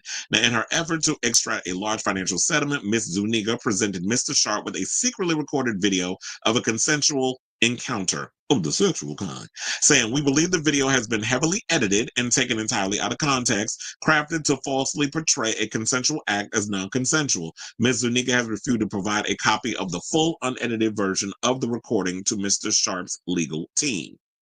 To set the record straight, we are releasing several of Ms. Zuniga's own explicit text messages to Mr. Sharpe that clearly indicate the nature of their relationship was consensual and sexual in nature, and in many cases, initiated by her with specific and graphic requests. Contrary to the allegations she makes in her lawsuit, consensual sex continued until January 2nd, 2025, the day after she asked for $25,000 per cheek. I'm trying to find out, so you was per cheek, you to my ass cheek? I was like, what are you talking about? Willis. They said, yeah, they as she asked for $25,000 per cheek, as quoted above from the text message to Mr. Sharpe. Now, you know I got the receipts with the text messages. Hold on. So, yeah, there's one. And now I know y'all can't read that, so I'm going to read it to y'all. So, a text from Gabrielle Zuniga to Shannon Sharpe on November 23rd, 2023 said this. Only if you put that baby gravy in me, then I can do whatever I want to me. On January 12th, 2024, there's another text. Well, all these are texts from her to him. I'll just point that out. January 12th, 2024, I want to put my tongue in your asshole and then marry you. Child, I'm not going to be able to monetize this. August 6th, 2024, that's my daddy. Fuck, I want you to put this big black baby in me. Oh, now what? See, this is why I got a problem with a lot of you coloreds hunching these light brights, because when y'all start saying stuff like that, that's a problem. But if that's what he into, who are we to judge, right? Although I am judging hard, because that's what we Virgos do. But anyway, then on August 11, 2024, it said, you better crave it because you're going to be stuck with it for life after you put a big black baby. I mean, why is this trying to get pregnant so damn bad? Oh, because you thinking he's going to be there forever and take care of it. Like that other girl did when she went after that, what was he, that athlete, and he refused to even acknowledge. He told her to have an abortion. And she wouldn't do it. I'm going to keep the baby, because a lot of y'all go around doing that. Y'all hunch these girls where they on a mission to get pregnant so that way they be financially set for life. They ain't thinking about their child. They think about the lifestyle that they're going to maintain by having that child attached to that celebrity. She also went to say on October 7, 2023, I want you to put a dog collar around my neck and choke me with it while you're effing me. Now, then she said, I know you miss this big juicy ass, $25K for each cheek. And this is what she said on January 1st, 2025. So, girl, we see what you all about based off of these receipts. So yeah, there's one. It's really hard to read those text messages, but because they went and broke it down on what it said, it looked like Miss Mama's out here trying to grift for a coin. And you know what? To wrap all this up, whether or not Shannon Sharpe is guilty or whatever, it's women like this that make it hard for actual women that get abused in this world, be it in the entertainment industry. Let's just focus on that. Or just in general. Whenever it comes to people who are in powerful positions and they actually get abused, that when they come forward, they're not believed. Or a lot of times a lot of these assaults go underreported because you have a lot of these grifters that want a payday, that willingly get caught up in these situations. And when things don't go their way, oh, I'm going to ruin you. I'm going to say you R-worded me. I'm going to do all these other things. And now we got receipts on things that she put out there. So you was into a lot of the rough play based off of the texts. And now you're trying to make it seem like he R-worded you. Maybe that was a kink that you was into in the bedroom. You know, there are some people that are into like the fantasy of, oh, I want you to like R-word me during sex. The people have their fetishes and it's consensual, but they play into this whole situation. So it's hard to always try to differentiate in those ways. So it's messed up. If this turns out to be like, girl, you out here pulling stunts and shows for a check, I don't think you probably got a case. And now you got Tony Busby involved. Child, you ain't getting nothing out of this because Tony Busby's reputation ain't all that hot to begin with, especially, you know, the thing that he tried to do with Jay-Z. Now he's caught up all up in this Diddy case, and now he's trying to jump on the next big thing. Who the next big black celebrity y'all gonna go after? I can't think of anybody at the moment. Yeah, oh, well, y'all already tried Jay-Z. 50 Cent? I don't know. So I want to hear from y'all. What do y'all think of this story in regards of the Shannon Sharpe SA allegations? Do you believe it? Is this girl out here grifting for a coin? It sounds more like the latter in this whole situation. So, and this is what I always say, when it comes down to situations of abuse, or when y'all get in a relationship with these girls, y'all need to keep like text messages between people, because if somebody ever accuse y'all of something, y'all got the receipts. So always keep a receipt, because you never know when you're going to, especially when you messing around with a lot of these damn birds. So let me know what you guys think of this story in the comments down below.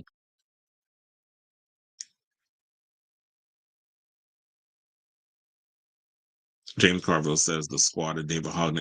Who gives a fuck about what James Carville, old looking ass, got to say? I can't stand him.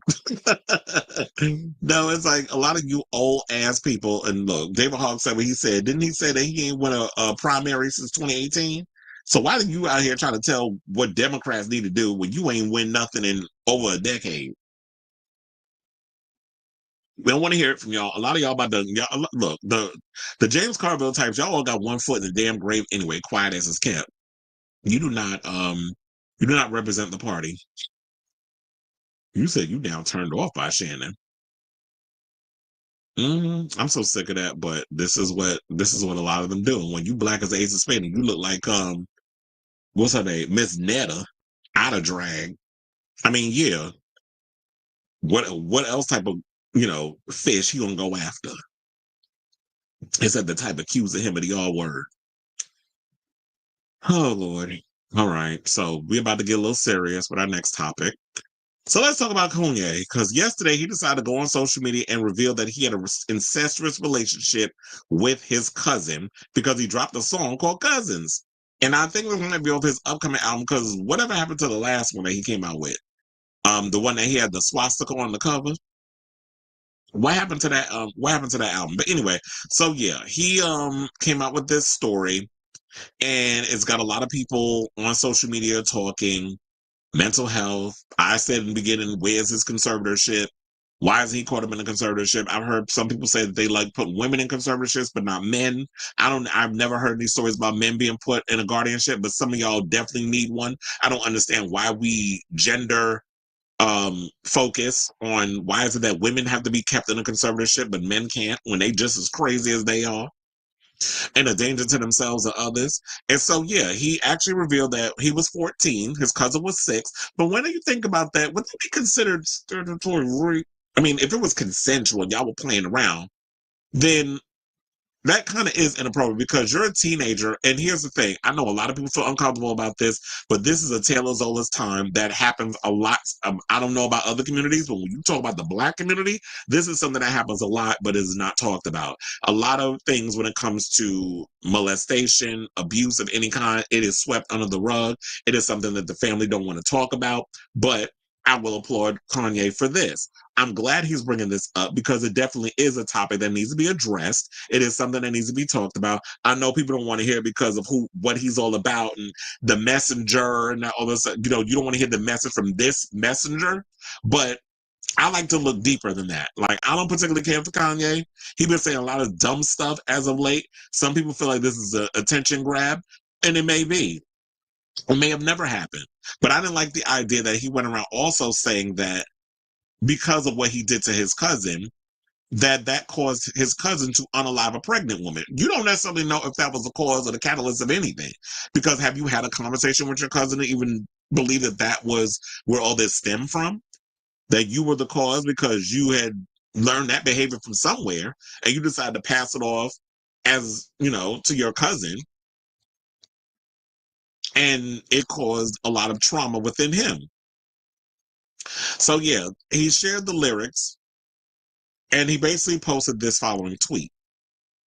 He said, this song is called Cousins, about my cousin that's locked up in jail for life for unaliving a pregnant lady a few days after I told him we wouldn't look at dirty magazines together anymore. This is what he wrote. Perhaps in my self-centered mess, I felt it was my fault that I showed him those dirty magazines when he was 6, and then we acted out what we saw. My dad had Playboy magazines, but the magazines I found on the top of my mom's closet were different. My name is Ye, and I rhymes with plucked. He said he sucked his cousins until I was 14. Tweet sent. Now, while he clarifies, he says, I'm not attracted to a man. The track avoids labeling or justification. Instead, it presents an unfiltered snapshot of memory, guilt, and unresolved pain. Whether interpreted as a plea for understanding, a form of self-therapy, or pure provocation, Cousins marks one of West's most emotionally volatile pieces to date. Now, in the provocative new track, Cousins, the controversial billionaire dives into one of the most unsettling and personal revelations of his career. The song recounts a traumatic childhood experience involving a male cousin, blending confessional lyrics with raw emotional storytelling. He describes how they were exposed to explicit magazines as children and lacking context or understanding, began reenacting what they had seen. Now, here's the thing. Who exposed y'all to the magazines? Because you're saying that your father had Playboy, but the magazine you found on the top of your mom's closet was different. So you was going around being nosy, searching through your parents' things, and you discovered something that was private to them. You was looking at it, hence why you've been talking over the years about your alleged adult cinematography addiction. And so you said that you didn't have any understanding of what was going on in that whole situation, and now you are where you are with everything, which to me is insane. You know what? I just realized I was realizing something that I didn't do before I started the show. That's why I kind of teetered off a little bit. But anyway, so like I said, I'm glad he's talking about this. I'm glad this is opening a thing. I don't think people need to shy away from it, because I've heard a lot of black folks in the comments saying, "Oh, I'm tapping out. Oh, this is something I don't want to deal with. I can't really go." So it's sort of like, it is definitely something that we have this automatic thing that we do as a community where you shy away from trauma or things that go on in our community. We sweep it under the rug, we push it to the side, we don't want to address it, we don't want to deal with it. You want to call it crashing out. Whether or not, if it did happen or did not happen in his life, him taking on the subject matter, I will applaud him that he's speaking out on something that is seen as a taboo within the community. Now, if only all this other stuff you was doing with the Nazism and the Hitler mess and the slavery was a choice, all these other little stunts you was pulling for just to maintain a little bit of what's left of your relevancy. If you wouldn't have done all of that, then I feel like many people would have been willing to want to take on this topic and listen to it and want to see where you're coming from with this. But I feel like because you've done so many other stupid stunts in the past, people are tired of you and your shenanigans. So one of the next stories I want to get to, because I was like, you know what, I might as well combine them. Let's talk about Azealia Banks, because she decided to come out and weigh in on this whole situation. Now, y'all know I don't particularly care for her. She been getting on my nerves as of late. I'm glad her ass moved to Sweden. We don't want your black ass here. You can don't let the door hit you on the way out. So you go and vote for Trump. Then you want to talk all this mess about, yeah, he's destroying the country. But then you decide to move to Sweden so that way you don't have to deal with the aftermath of who you chose to be the damn president. Sidebar, where the hell she get the money? Because especially when Funky Dineva told that story that the movers that when you got kicked out of your apartment because you didn't have the coins, and the movers that put your stuff out on the lawn because you didn't have the money to pay the movers to move your stuff wherever it needed to go, because the same movers moved Funky Dineva down to Atlanta. Where did you get the money to move to Sweden? Who knee pads did you borrow to get you some coins to get your behind to Sweden and be able to buy a place out there and live there, fruitful and fancy free? So Hollywood Unlocked, because I don't know if the post and stuff is up there anymore, but I did happen to catch this on Hollywood Unlocked, so shout out to them. She basically took to social media to weigh in on what Kanye had said and basically outed him and saying that Kanye had sexual relations with Virgil Abloh and Elon Musk. So look, she said, and I'm gagging, I would not be surprised. So she said Kanye and Virgil were lovers. Now, if y'all don't know who Virgil was, Virgil Abloh was someone who was prominent in the fashion world. I believe he passed away last year or maybe a year before. What was last year? I think he might have passed away in 2023 or 2024. I cannot remember off the top of my head, but Virgil Abloh was someone who was prominent in the fashion world. I would not be surprised the way Kanye was moving around in this industry. That, yes, the cousin, what he did with the cousin was not the first time that he had relations with a man. So he run out here talking about he ain't gay, which is funny because my friend Den Vetta said, didn't I say on one of your posts that, when all the other stuff that he was coming out with, he said, didn't I tell you it was only a matter of time before Kanye came out with some type of revelation that he's a homosexual? So then she went on to say, yeah, Kanye and Virgil were lovers. Elon Dev got some hair from Kanye off that ketamine. And and the other day, Elon still out here crashing out on that ketamine. Look, if he end up like the Vivienne, and I hate bringing her up in this conversation, but if he end up like the Vivienne, I won't feel while I feel bad that the Vivienne ain't here, I won't feel no ways tied if his ass end up in a similar situation. If you know what I'm saying, and I think you do. She said Kanye is on one of them Diddy tapes, and you want to know something? I wholeheartedly believe that. Especially with all this other stuff he's talking about, I would not be surprised if Kanye out here getting his back blown out or getting swallowed on one of them Diddy tapes. Jay-Z was like, no homo. Trump was like, no homo. Travis was like, no homo. Are we talking about Travis Scott or are we talking about Travis as in Courtney husband? Because remember, there was two Travises that was hunching them Kardashians. Drake was like, no, thank you. Well, I wouldn't put nothing past Drake, though. Amber hit him with the strap. Oh, yes, she did. Because remember, she talked about how he like it in the booty. He like it in the bud. Yes, bud. Kim thought she could, but vomited on his back and started crying. Chris yelled, cut. So, probably out there, I would not be surprised if Kim got some type of sex tape in the vault with her and Kanye, where she got his most intimate of secrets, where she could blackmail against him. So I wouldn't put nothing past this man. So yeah, that's what Azealia said, and I didn't have a cackle. No shade. And then she also said that she hopes other artists are able to clap back at their attacks of him. Namely, this includes Taylor Swift, who recently made some shocking allegations about concerning Justin Bieber and Harry Styles. So for those who are not familiar, Kanye came out here and said that Taylor Swift had a threesome with Justin Bieber and Harry Styles, to which she had to send out a cease and desist and is threatening legal action. And I wish y'all would just go after him. This whole when they go low, we go high.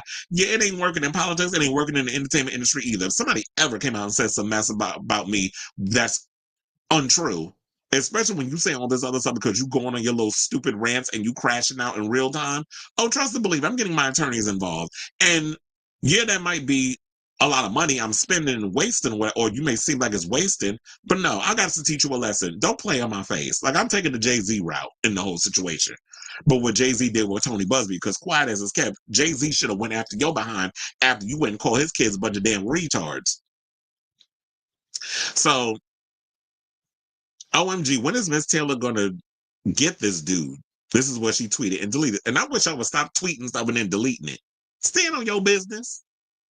He been messing with her for years. Taylor snatched this shoe boot wearing man out of the socket. I promise no one will accuse you of racism just because he's black and crusty. Do it for all the black girls he steals from daily. Now, for those unaware, the new Kanye West song will allegedly be a part of his next album, Cup, whose previous version was the unreleased World War III. Why is he coming out with albums that nobody's been out here to listen or buy? Because it keeps getting removed from places like Spotify and Apple Music. So where's the music coming from? Why don't you just release the stuff over on his website if people care? Now, they had Bully.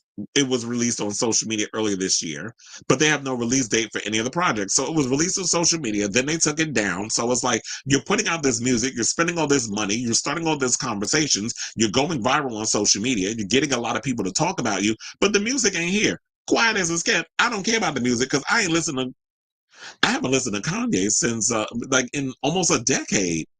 Like when he did Watch the Throne, that was the last time I listened to Kanye. Like I ain't been following him like that. I just been following the shenanigans and the antics because, media, podcasts, we talk about it whenever some stupidness comes out. And this was definitely a conversation that needed to be talked about and addressed. Now, as for Azealia Banks, all these incendiary comments and accusations aren't always set in stone. She recently expressed regret over voting for Donald Trump in last year's presidential election in the United States. What we don't expect is for Banks to slow down against Kanye or have any less chaotic, combative fun with whatever his next antics, provocations, and motives are. So while I'm here for you expressing yourself in regards of what you did to this boy and made you feel like what you did to him may have caused him to do what he did to a pregnant woman. Have you sought therapy? Have you dealt with a lot of these demons, or are you just addressing it on wax? Or did you hear this story somewhere and you just trying to make a little money off of it? And this is someone else's trauma. So it feels like a lot of people look at it as an antic. Some people will say, okay, what's the motive here? But with all that ego mess aside, I do look at this as something that definitely needs to be addressed in our community, that we need to talk about it more. Therapy is a wonderful thing that I think a lot of people need to tap into. And good luck to you, Azealia. May you stay in Sweden and don't come the fuck back to America because we don't want you. And Kanye, go play in traffic jail. So I say all this to say, what do y'all think of all of this? Because this was a lot. I don't feel like I need to add anything else to it, but I definitely want to hear from y'all what your overall thoughts are. So let me know in the comments down below.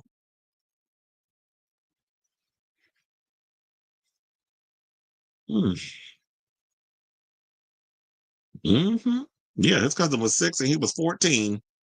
So I gagged when I saw that. It said, yeah, unfortunately, what Kanye is saying is very common that society doesn't want to address. Exactly. Prince made this song already. I mean, I don't want to laugh, but okay. F Miss Banks, Madonna did nothing to her, but she had an attack. So yeah, we don't care about that bitch. But what her saying, what she said about Kanye, I was like, okay, I'm gonna co-sign with you on that. I don't like the fact that the way he put his cousin on blast without his consent, he just violated. Exactly. It's just like, no, your humble opinion is definitely how I feel.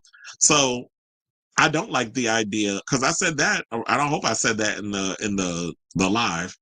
I mean, when I was covering the topic, but I feel the same way. I don't like the idea of if you're going to tell a story, tell a story. But, and I understand you're expressing yourself artistically, but why are you putting my situation into your situation? Because you're trying to make money off of it or whatever. And you don't necessarily know if that experience of you playing around with your cousin and emulating what you've seen in Playboy or whatever magazines you said your mother had, because you wasn't specific as to what type of magazines those were. When you're looking at those magazines and y'all trying to copy off of what y'all saw, I did not see you mention. Well, I don't like the fact that you mentioned your cousin in the situation, and you don't necessarily know if that was the cause of your cousin going out and taking that pregnant woman's life. So you can't speak on that. Okay? Too much chaotic Gemini energy.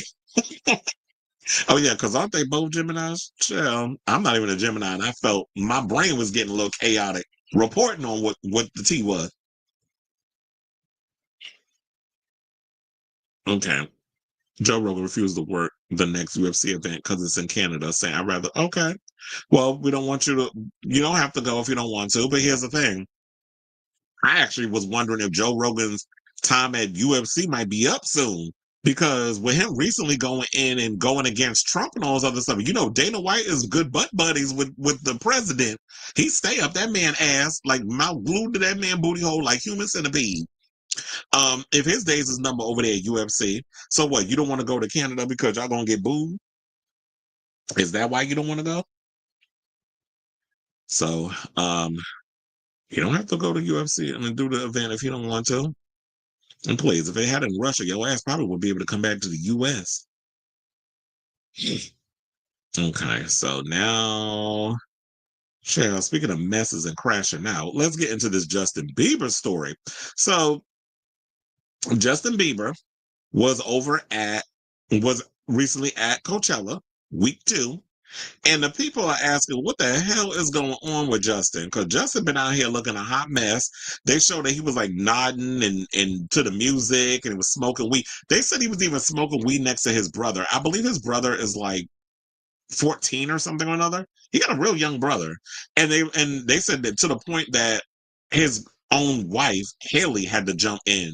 And so he's getting high and he's doing all this other stuff. First of all, you even got a newborn.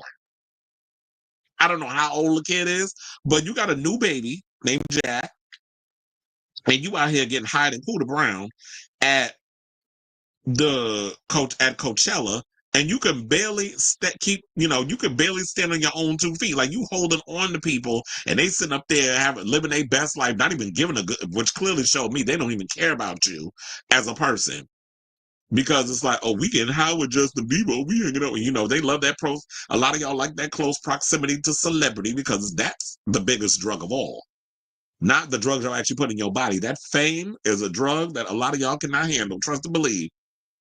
So, the Peaches singer was seen in a video posted on TikTok puffing on what appeared to be a joint in a private event near the music festival in Indio, California.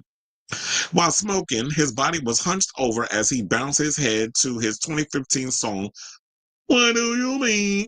Yeah, you look at it there, it's like, yeah, he's giving something. Like, and that picture on the right, he is literally giving me, and you know what? When you look at him, the older he gets, he definitely give me like, you're going to be needing the cane, you're going to be hunching over, because y'all do that too much. And that's when y'all put all them weird little drugs in y'all stuff, because there's a statistic that I'm going to bring up when we talk about the Vivienne, how they talking about that the ketamine usage is on the rise. So alcohol, marijuana, booger sugar, all that other stuff, these are not what the Gen Zers are using. They're on that K. How y'all go from just the mild manner drugs, which my generation, shout out to the elder millennials or the zennials, Generation X / millennial, because I'm on that cusp.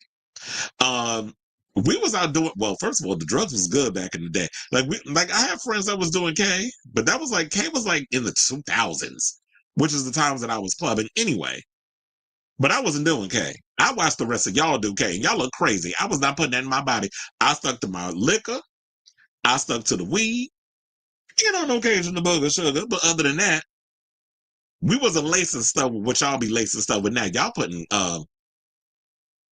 what is it? Y'all putting all kinds that y'all putting all kinds of crazy stuff in these drugs now. They even said y'all be putting like rope spray and stuff and things. I remember hearing stories that they said they would put rope spray in the weed, which is like ill. But anyway, I'm getting sidetracked a little bit, so let's move on to the thing. So yeah, that was another picture too. That's the one where he's holding on to this dude for dear life. So now at another point, the clip showed a shirtless Bieber, 31, oddly moving his body to Kendrick Lamar's Not Like Us in the crowd. Now fans reacted to the footage of the Grammy winner in the comments, with one person claiming, I'm sorry, but he doesn't look okay. He's not just having fun. He's definitely under some hard influence. And I could definitely tell this way because I've been there before where I've done some things and I'm like, oh, I'm losing control of the situation. But I want to show y'all because let me show y'all the picture, the video. But I got to mute the music because I don't want to get demonetized. So hold on. So yeah, it is.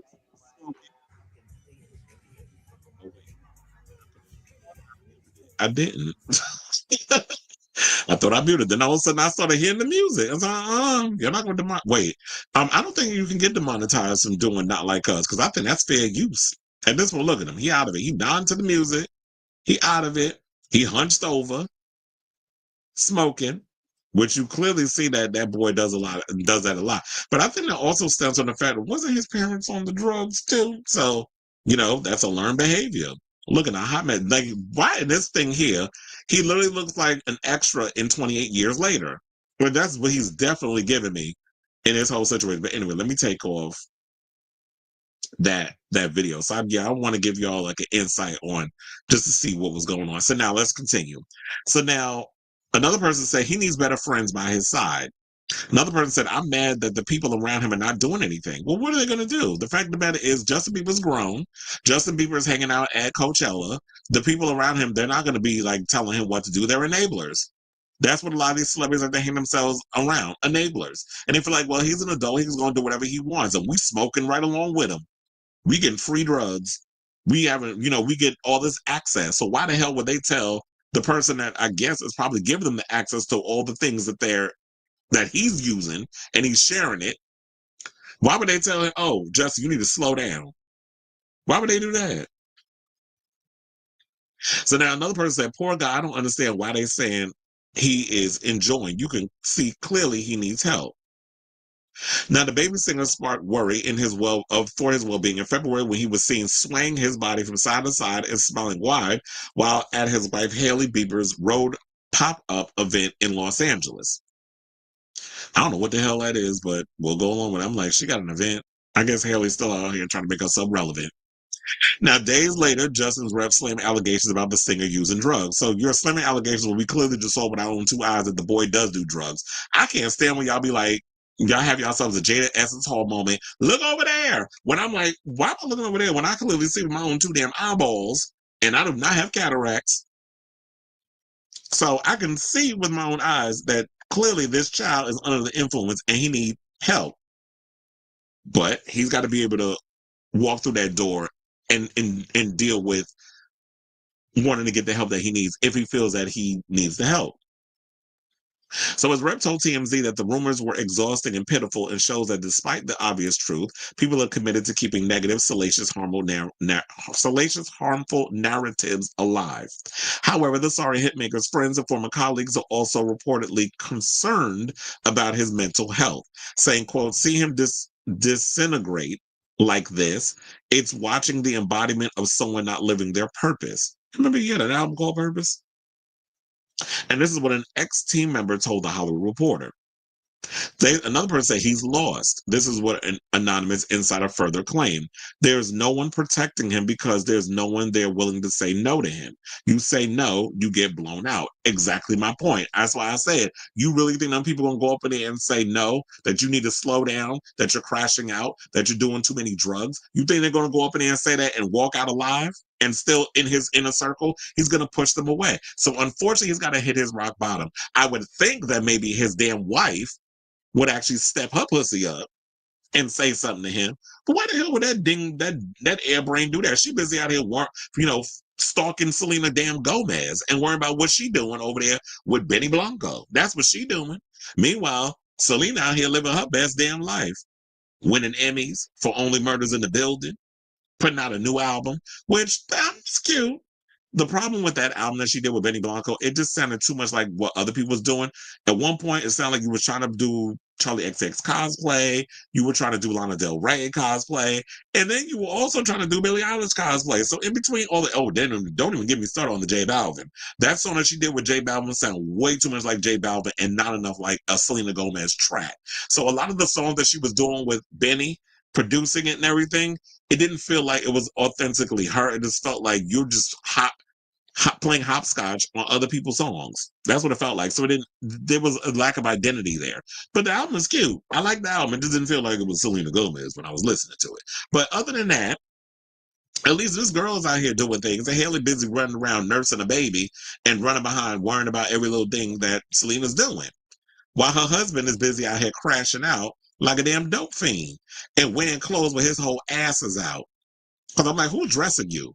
It literally looked like you went and it's just hobo chic, as in homeless. That's what a lot of his fashions be looking like. Hobo chic. Because I didn't say homosexual. I said HOBO, in case, y'all have a hard time trying to understand if I'm not pronouncing it enough or enunciating it enough. You know that New York thing, we all talk quick. So now pop stars rep told Page Six in response, this is just clickbait stupidity based on an unnamed and clearly ill-informed sources, disappointed that they no longer work with Justin. Because, at one point Justin did clean house. He fired a lot of people that were working and a part of his payroll. And that's great if these people were leeches and enablers, but it just feels like you got rid of all these people and then literally you out here still being a hot mess. You out here doing all kinds of drugs and you can do all of that. That's great. I mean, if it's helping the Ramsey Hunt syndrome and all that other stuff you got, then more power to you. I know a lot of people rather smoke weed than get caught up on prescription medication because it helps with a lot of whatever their bone and joint ailments and things of that nature are. But I hope he's not crashing out. But lately, I've been seeing a lot of videos and I've been seeing a lot of stuff online that, yeah, Justin, you don't look well. Most recently, you went and lashed out at people filming you while you were coming out of I don't know where he was, but I remember he was coming out of some place and he got mad and he was just like, well, pay me since y'all going to sit up here and take fit pictures and record me and follow me and do all this other stuff. So he's going through some things right now. He just needs somebody in his life that could just pull him to the side, in my opinion, and be like, what is going on? Like, you need a mentor. And unfortunately, that, Justin was looking for that when he first started out in the business, and you had a bunch of dancers. We're going to go back to Kanye and the molestation allegations and things where he was talking about you had grown people that took advantage of this kid, and it just seems like a lot of the trauma that he has not fully dealt with, he's working this out in real time. And he doesn't know who to trust because he's been taken advantage of, unfortunately, by some people in this business who should have protected him, including his own damn family members, like his mother and his father. So I say all this to say, what do you guys think of this story in regards of Justin Bieber? Do you think that he is crashing out and losing it? Do you think that he needs help in regards of drug use and all that good stuff? So I definitely want to hear from y'all. So let me know what your thoughts are on this story in the comments down below.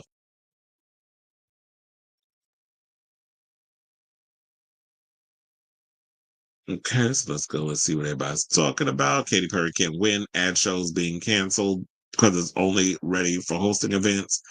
Well, yeah, she's going through it right now. Meanwhile, Lady Gaga just added like 7 more dates for her Mayhem. Because a Lady Gaga ad and Miss Mama's got to subtract. But these are California dates that Lady Gaga just added. American Idol went to Jesus Land with MAGA due to 3 other performances being heavily religious, and one Bailey Littrell is as well. Look, funny enough, a lot of people don't even think that Carrie Underwood is the reason why American Idol is not doing really well right now. They just feel like the format is just trash. The format is dry. Nobody cares. And that's that. I told you I haven't watched American Idol since David Archuleta's season. So I don't know what's going on over there. Booger sugar is very common with my generation, along with alcohol, cannabis, and nitro. Listen, he's clearly going through something that we should take seriously. An astrologer examined his birth chart, was very concerned. It spooked me. Haley has a makeup brand, Road Beauty, and that as well is very popular with my gen.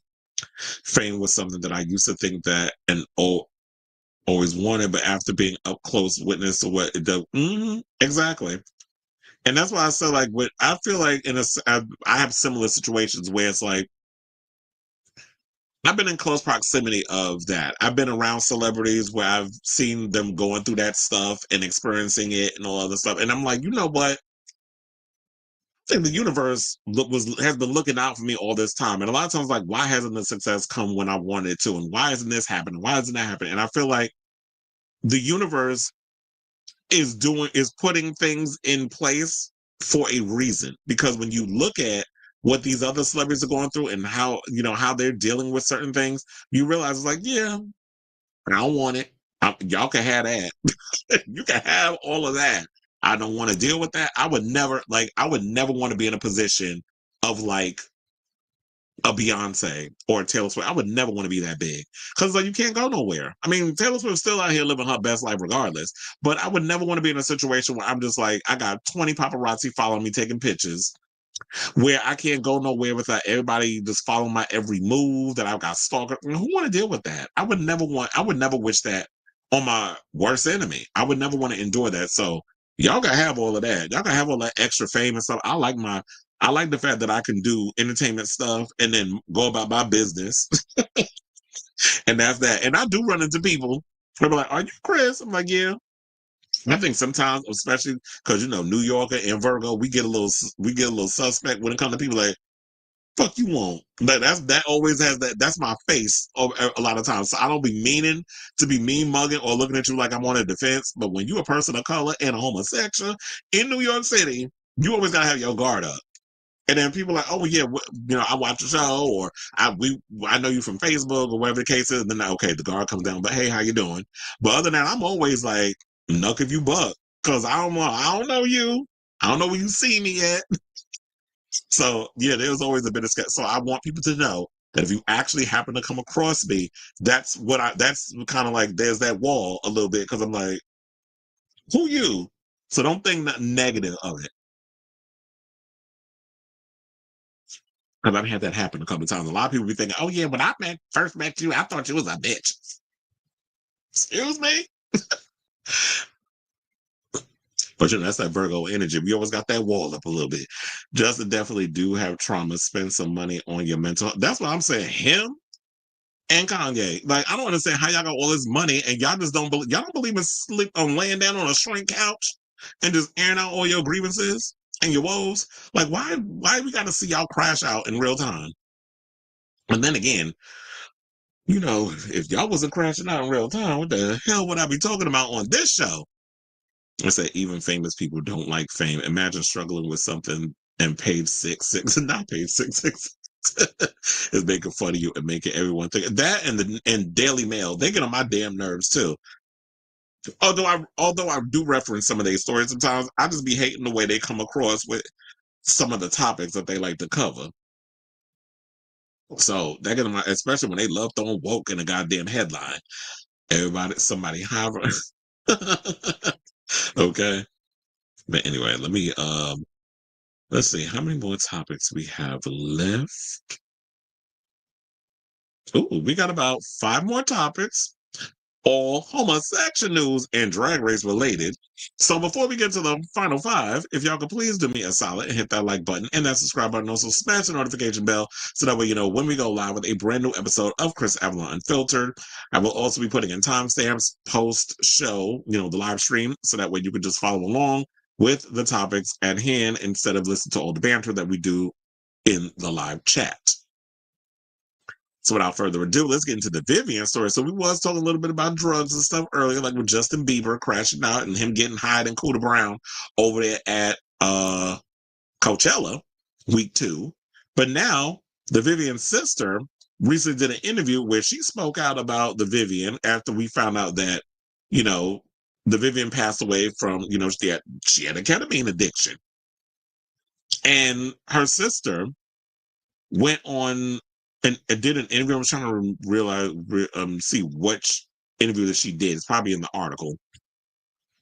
But yeah, she went on and recently did an interview and said that the family didn't even know that the Vivienne had an addiction to ketamine until they watched her season of Drag Race. So the family of drag star James Lee Williams, better known as the Vivienne, has revealed that the TV favorite kept their ketamine addiction a secret from loved ones for several years.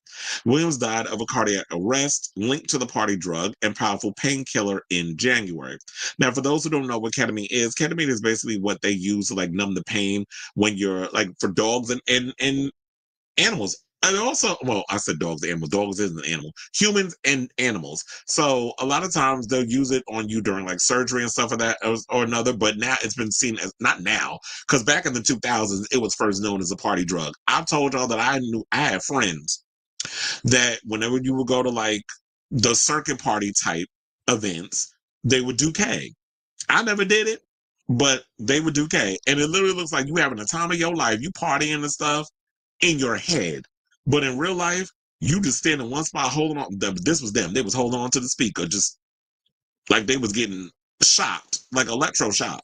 But in your head, you doing all the things. I was like, I ain't doing that. So I had friends that was doing K. I was like, no, ma'am, I'm good. So now speaking now, their sister Chanel said that the family only learned of James' struggle with drug addiction after watching them on RuPaul's Drag Race in 2019. So in the 2019 episode of the show, the Liverpoolian star revealed to viewers that they had been addicted to party drugs for 4 years, saying, quote, I couldn't leave the drugs at the party.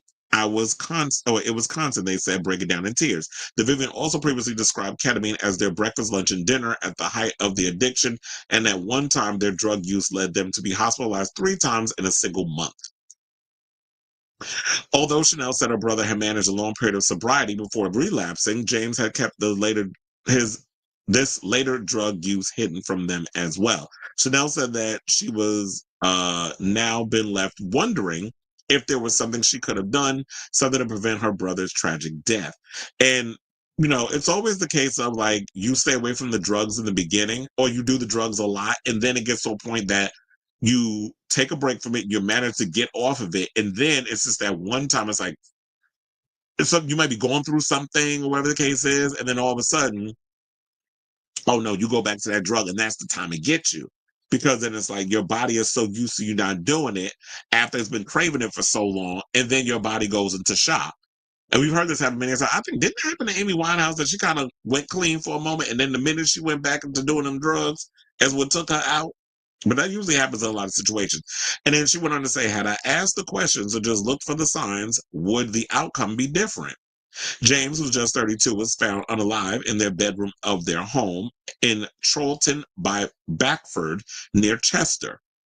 Police confirmed that there was no suspicious circumstances surrounding the death, with the family later revealing James' heart had stopped due to ketamine side effects. Now, Chanel said that she believed that despite James speaking openly about prior drug struggles, her brother's successful career had made it difficult to seek help. He was saying, quote, he was at the height of everything he was doing, and I think just because he said it in such an open platform, it's really difficult to come back and say you're struggling again. Chanel said that she and her family are now to tackle the stigma surrounding addiction as part of James' legacy, saying, quote, it's hard for me because I think if that stigma wasn't there, would my brother have sought the help he needed? To think that if we'd known, or if he had felt able to talk and really reach out for the help that was needed, the outcome would have been different. So, and I do feel like, you know what, at this point, you never know.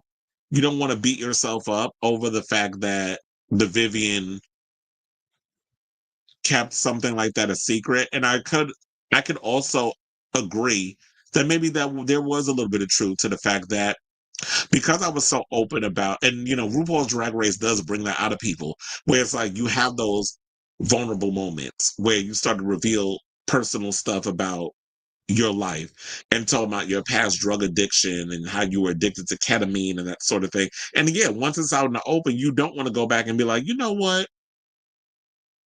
I'm struggling again and I need help.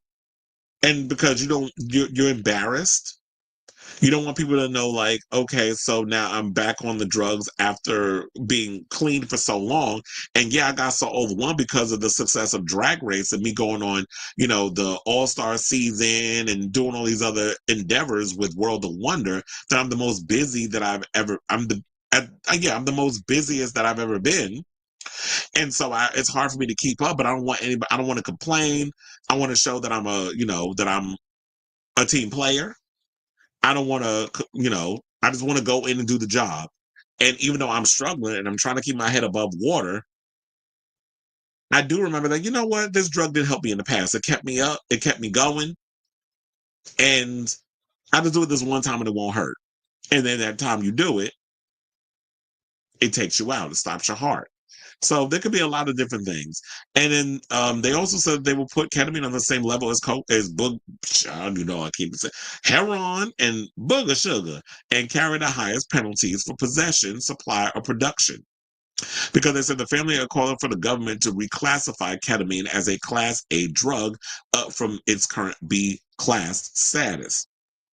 And I guess because it's like, yeah, if you have ketamine, it is it's considered Class B, which means that you get less jail time than being caught with a Class A drug. But I do feel like because ketamine is becoming such an epidemic, it is definitely something that needs to be held in the same conversations as booger sugar and heroin. Because if it's not like drinking coffee or something. Like it's something that is dangerous. It is something that they use on animals and humans during surgery. So it's not something that people should be using to get high off of and to be using as a party drug. They also said ministers are currently seeking expert advice on the potential reclassification of ketamine, concerned about the rise in young people taking the drug. Now, data showed the number of people with ketamine dependence seeking help from NHS drug and alcohol services have doubled in recent years from 1,140 in 2019 to 2,211 in 2023. Now, rehab in the UK have also received 4,000 inquiries in 2023, with ketamine representing 30% so far in 2024, up from 15% in 2023. So that also makes me wonder as well, what's going on with, I want to know the numbers in America. Like that would be something that I would definitely like to be privy to as well. So they also said that figures released by the Office of National Statistics shows 1 in 20, 4.8%, 20 to 24-year-olds in England and Wales last year admitted to taking the drug. This is despite Gen Z increasingly shunning other types of drugs, including cannabis, booger sugar, and MDMA, also known as ecstasy, which I actually took when I was in my 20s.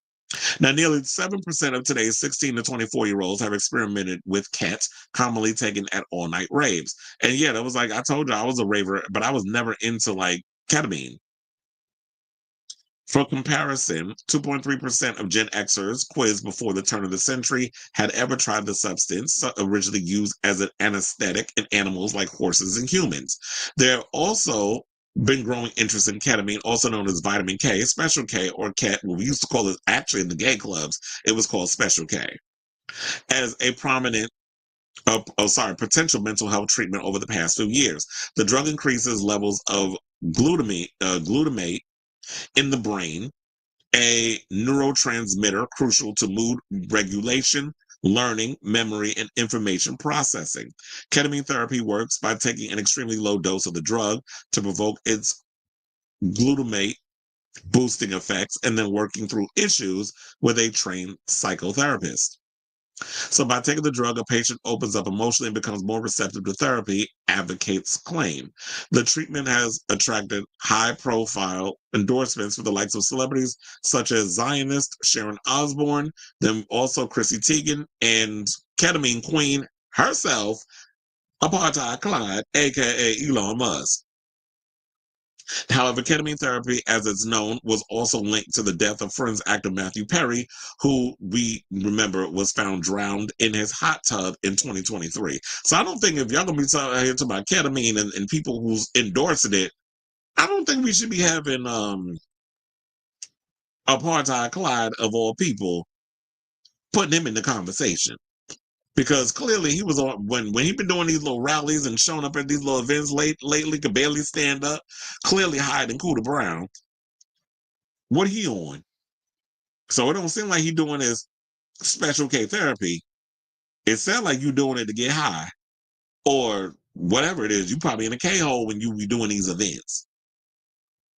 So yeah, so I'm glad that and unfortunately it took the Vivienne to pass away for people to want to do something about this situation, because it usually happens that way. A celebrity passes away, and then all of a sudden family members of people who are privy to the situation will step up and want to bring change to a lot of the laws, the government situations, or whatever. So hopefully this happens, because ketamine, yes, it has become like this out of control, dangerous situation. And whatever happened to that Tucci stuff? Tucci, whatever happened to that drug? And then that pink booger sugar? Like, what's going on with that? We heard there was a rise at one point in the clubs. I haven't really been hearing about that lately. Now it's back to ketamine. I feel like, you know what? Things, I guess, are cyclical and they go and they're trends. So one thing is hot, then the next thing you move on to something else. So yeah, I feel like this will be something that we're going to be talking about for a while. Hopefully they deal with it out in the UK and Wales. But I'm definitely curious to know about what's the statistics in the United States, since I understand that Vivienne is a UK-based drag queen and performed on UK's Drag Race. So yeah, they're going to focus on the statistics out there, especially amongst the Gen Z demographic. But I would definitely be curious to know what are the statistics in American Gen Zers and things of that nature, and how many people out here are taking Special K. So I definitely want to hear from y'all. What do you guys think of this story in regards of the Vivienne sisters speaking out about the Vivienne and coming up to the revelations that she came to, and the overall statistics that people out here, more people are using Special K than any other, and not the cereal, than any other, drug. So whatever your thoughts are, let me know in the comments down below. Onyx says, I just realized that they didn't do a tribute to the Viv during the season 17 finale. I figured that, well, look, there was a lot of things I was expecting them to do during that finale, and they didn't even do it. We didn't even get a damn reunion. We're not even getting a drag con this season. So, I expect a lot of things, but I feel like they feel like they're going to do the Vivienne tribute, and it's supposed to do supposed to be some type of documentary or something World of Wonder is getting behind, or whatever the case is. So I'm sure they're probably going to do it in other ways. Maybe we'll get one in the next season of UK versus the world, or maybe even Drag Race UK the next season. So who knows? But I'm surprised they didn't do one either. I just watched the movie Beautiful Boy last week, and it really gave me a look at what relapse looks like, and it's truly tragic. The movie sounds familiar. Special K isn't as popular with my gen. The first time I heard it was on Stranger Things season 4 when Eddie Munson would sell it. That was 3 years ago. Then I heard it again when I really got into RuPaul's Drag Race UK. We know all things are cyclical. And they were doing Special K back in the 80s and stuff. But I don't know, that was before my time. So I would only know about the late 90s and the 2000s, because that was around my party years, or going into the 2000s. All right, so now we got more bad news coming from the Drag Race world. Let's talk about Venus, who apparently reveals on social media that she was attacked by the Mexican police and was robbed. And she said was left on the side of the road after they kicked her and, tortured her.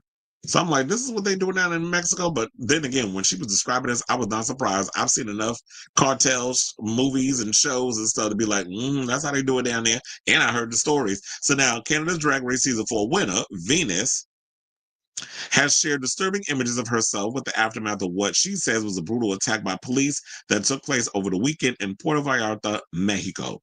Now, the international RuPaul Drag Race franchise winner posted a series of Instagram stories on Sunday in which she alleged that she was abducted by the police and was handcuffed and tossed around in the back of a truck hatchback, in addition to also being robbed, saying, quote, I was choked and kicked for an hour, and then they took $1,000 cash from me and my headphones, and then I had to pay to them hundreds more dollars to get released, and I can't even call the police because they're the ones who did this.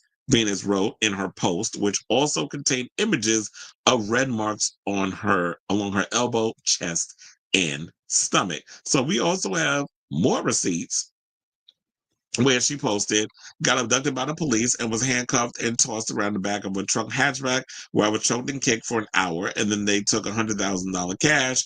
And then she said, yeah, that she can't even call the police because they did this. So effing fun. Anyone here, anyone have any advice on what to do and / or where to report this to?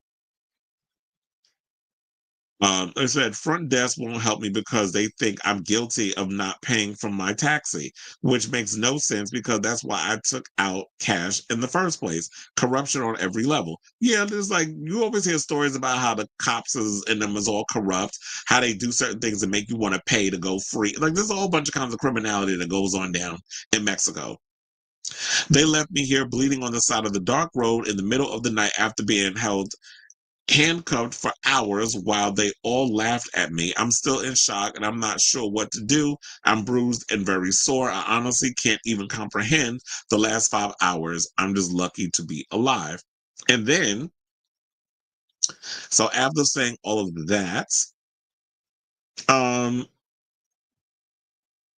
she also shared another post where she said, "Hi everyone, I just want to give you all an update. First of all, I want to thank everyone who reached out with support online and to the amazing queer community here in Puerto Vallarta and to the staff at Almar Resort who've come to my aid immediately. We are still gathering all the details from last night and we are working with the respective authorities to come in some, wait, because this is so damn small, I'm trying to read this. Come to some sort of resolve. Please do not worry about me. I am safe and I am with loved ones. Thank you again for all your messages and support. All I ask is for privacy over the next couple of days as I'm going to take a step back from to rest and recover." I was like, damn, that was some tiny damn print. So yeah, Entertainment Weekly, which is where I saw this story at first, actually reached out to reps for the Jalisco Attorney General's office, the Puerto Vallarta Tourism Board, and the Consular Agency of Canada for comment, as well as to Venus directly for more information. And she basically just gave the update, so that's where you know where she stands on the situation. Now, for those of you who are not aware, Venus rose to prominence in 2023 among the cast of Canada's Drag Race, or season 4, which you know is hosted by Brooklyn Heights and Brad Goreski and Stacey Melchor, whatever. Anyway, the host just be whatever. I didn't particularly care for Venus season, and y'all already know how I feel. I did not think that she should have won. First of all, if you giving drag, where was the drag? Like all I saw was somebody up there that had no breasts. Your penis was all out and wasn't even tucked. But y'all thought because she was giving statuesque glamorous tease that was enough for her to win. Now, that aside, of me thinking like, okay, they provide mediocrity over there with Canada and they drag because y'all all look a mess, quiet as a scab. I understand maybe that we have high expectations in regards of drag and glam and what we celebrate different aspects in America because it's a more broader spectrum versus the sloppiness of Canada. But y'all do what y'all do. I'm just giving my opinion on how I feel. Now, with all that aside, no one deserves to be treated this way when they go into an environment. Who knows why she was out there? Maybe she was on vacation. Maybe she was there because she had a booking. A lot of the, drag queens and things of that nature, they do the clubs. So maybe that was what that was. But for the most part, this is no one deserves to be going out somewhere and then cops kidnapping you, beating you up, and robbing you. Which you've heard many stories about that over the years. But now because it's happened to a celebrity, she is a celebrity. People feel away and now they're speaking out on it. And I'm glad that she's actually speaking out on it and maybe something will get done. I don't know if things will get done. She said that there have been people out in Mexico who have reached out. So maybe they know what to do because that's their territory. So we'll see. We'll see what transpires. I was like, now the picture don't want to come back to the thing. We'll see what transpires once it happens. But let's see if there was anything else that she had to say on this and then we could wrap up this story. So, but I should also point this out. She's not the only one who has endured attacks over, over the years. So remember, the Vivienne revealed that she got assaulted in 2023 at a McDonald's. Then we had Envy Peru said that she was violently attacked by a group of people in Amsterdam. And most recently, we had Jasmine Kennedy. And I've been seeing this story floating all over social media. I didn't really talk about it, but and the last time I saw Jasmine Kennedy, she was at and she smells good too, by the way. I saw her at the Drag Race season 17 premiere with Morphine Love Dion and stuff, because I already told you I actually making an unauthorized appearance in Morphine's video about the Drag Race premiere, because while I was sitting down with my friend, I saw her camera did pan on me for a second, but I don't think it was intentional, but it was just like she was recording. So Jasmine Kennedy, yeah, she was recently, I think a guy harassed her, was calling her transphobic slurs or whatever the case was, and we did hit at the man. They said that she was on her way home from work, or that she was followed and harassed by a man on the way home from work.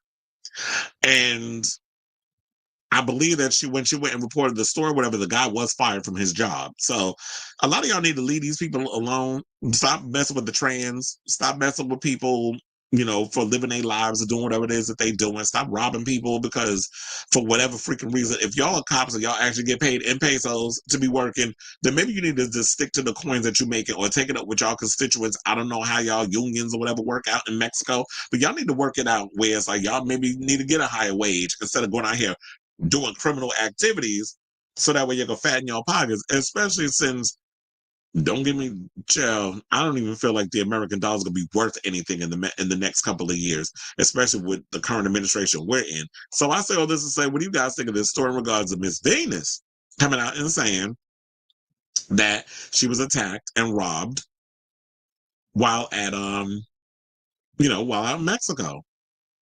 So whatever your thoughts are on that, let me know in the comments down below.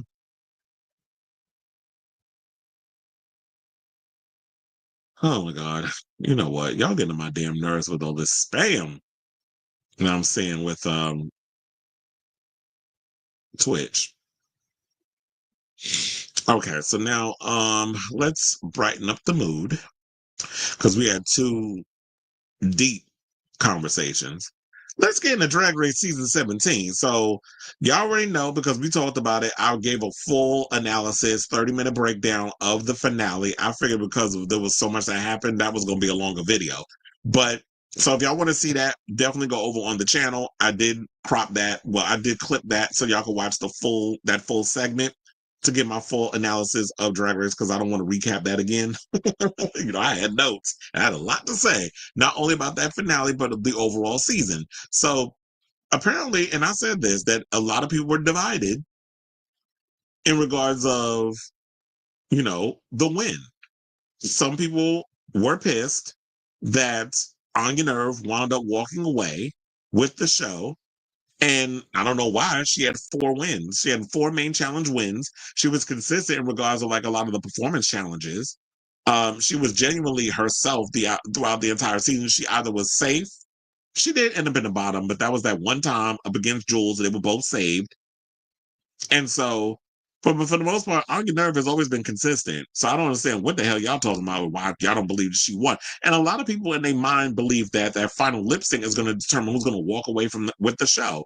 And I think a lot of y'all misconstrue that, because of that anomaly that still a lot of y'all are trying to surpass or live up to, the Sasha Velour defeat of Shea Coulee. When she did that, I'm sang that song, I Get So Emotional, by Whitney Houston, and pulled out them rose petals. Everybody has since then tried to surpass or do their iteration of that. And it's like, y'all are missing the point of what the show is about. Stop trying to goop and gag and just give a performance.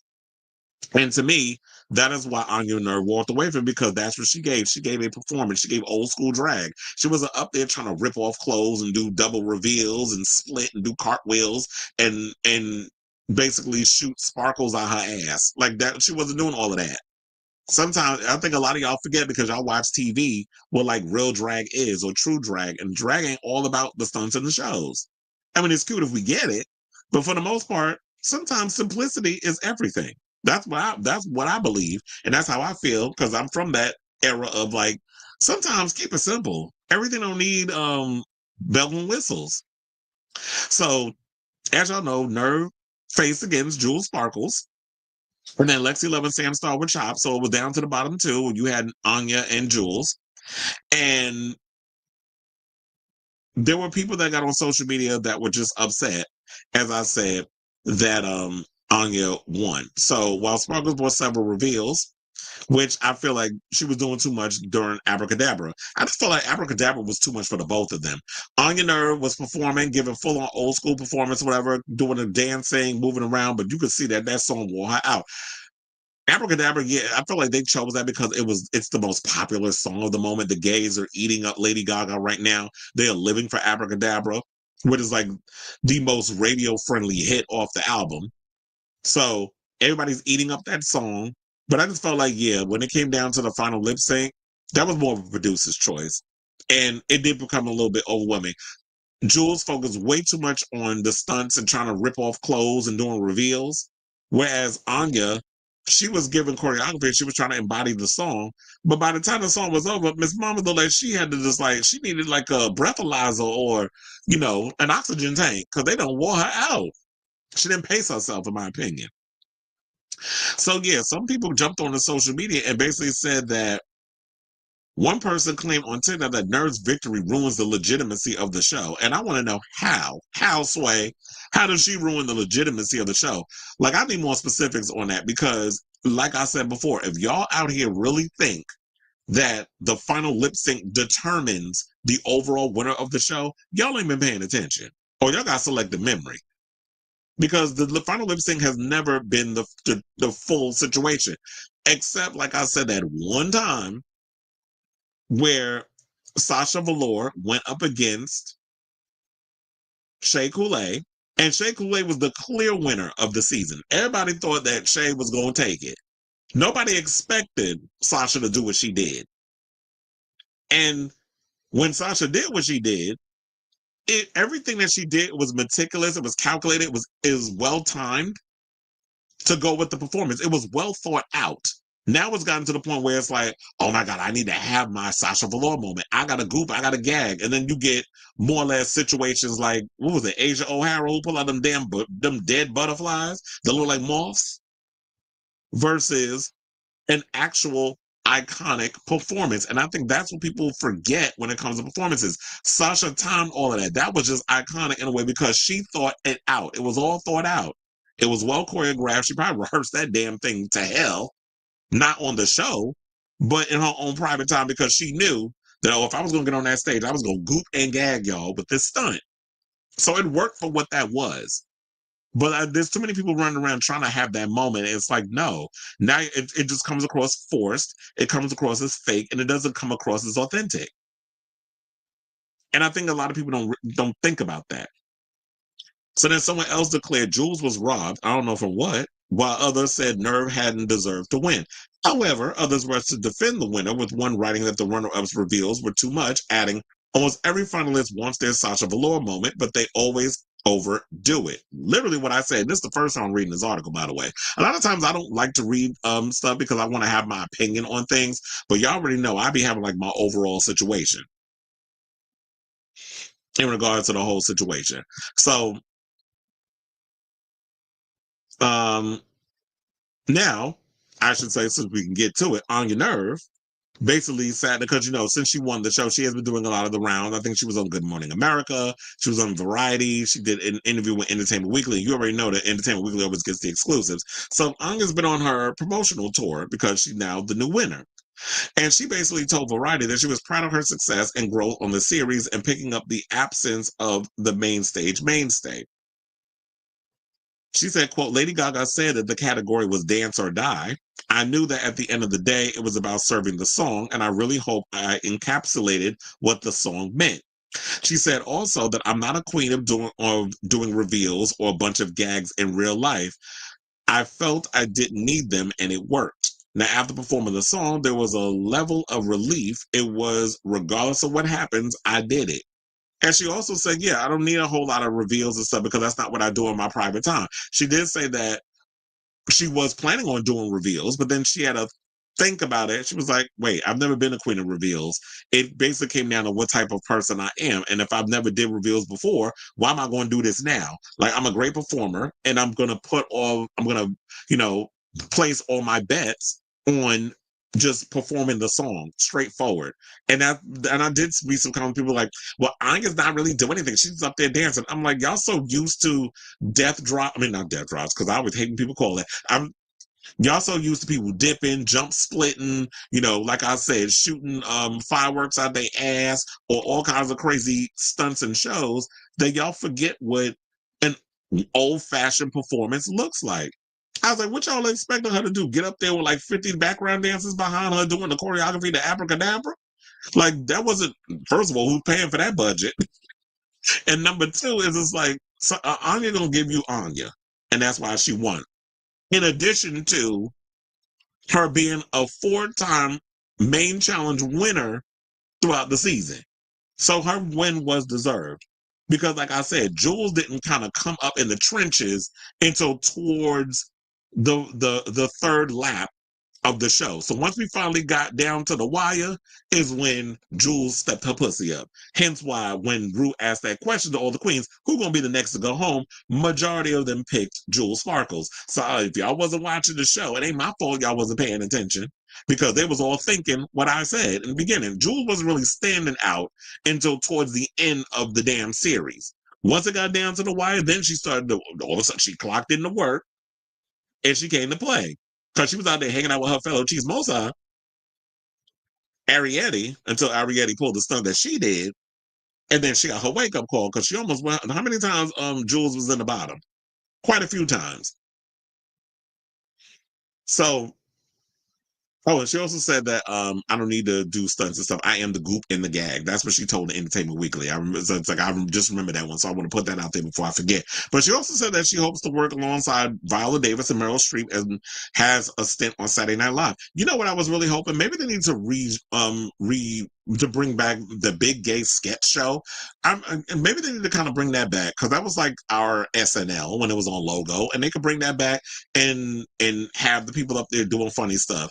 Not y'all need better people, joke writers, because what has been going over there with their SNL version of RuPaul's Drag Race, it's been a chop. But I would love to see Anya Nerve on SNL, and then we could see, like some more drag and gays and stuff like that. Like, mix it up.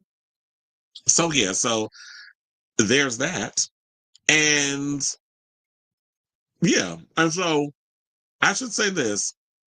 Well, I'll say this because I was thinking about, should I combine the Jules Sparkles story? But you know what? I actually will. So Jules Sparkles basically, because of the online discourse with everybody and y'all throwing y'all shade and stuff and starting so much divisiveness online, Jules Sparkles like, I'm quitting Twitter because until y'all learn how to get y'all acts together. So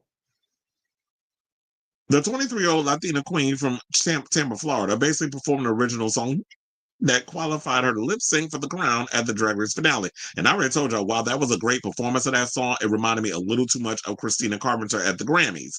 So that's the only thing I will take away from Jules Sparkles in that. Otherwise, I definitely think that she did put on a phenomenal performance of that song, of her song Ding, when she was, on the main stage.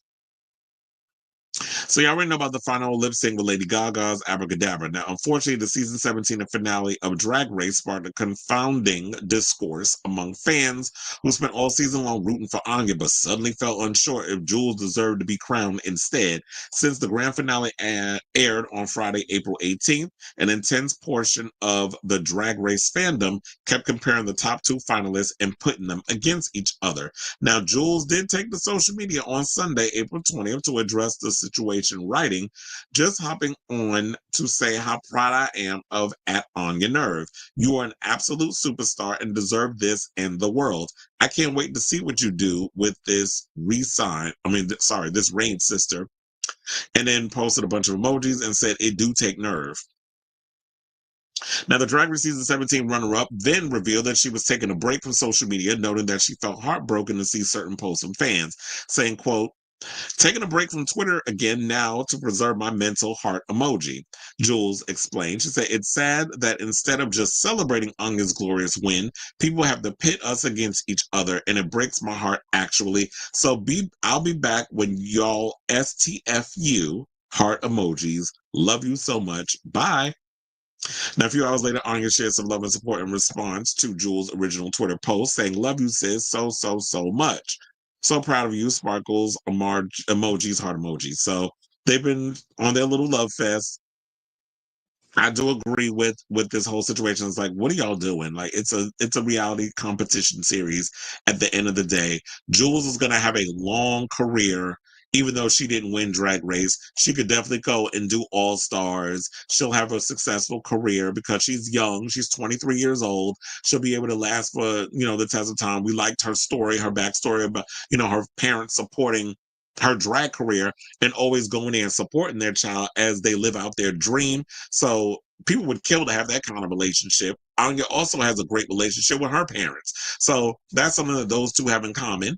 That we also have Black people who support a Black queen who's out here making a mark. And funny enough, Anya's mother, I think she was the only one whose parent was there, Anya, whose parent was there at the Drag Race season 17 premiere. Because my friend David, who was taking like these little Polaroid photos that he does, he gave it to Anya. He gave the photos to Anya's mother, and she was very appreciative of it. So, she was the only one that I saw who's the only queen from Drag Race whose parent actually was at the premiere. Everybody else was kind of there by themselves. So, look, there's no bad blood between the queens. They're all equally happy for each other. They know outside of Drag Race, they've got this small window where they can make some of themselves before we get the season 18 queens, and then that sort of thing. But here's the thing. Now, if there's somebody I thought that Rue made a mistake on giving the crown to, and she showed at that recent episode, Nymphia Wind, she looked like she was winded.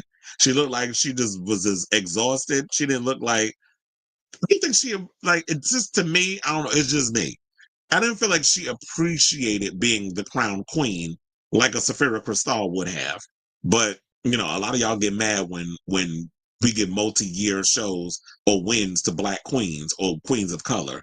Because then y'all start that man, we'll never get a Latina queen. And like I said before, maybe if y'all set y'all pussies up, you'd actually get one. Because we don't do DEI give outs when it comes to queens winning Drag Race crowns. We're not giving it to you because you're Latina. We're not giving it to you because you're fat. We're not giving it to you because you're this or you're that.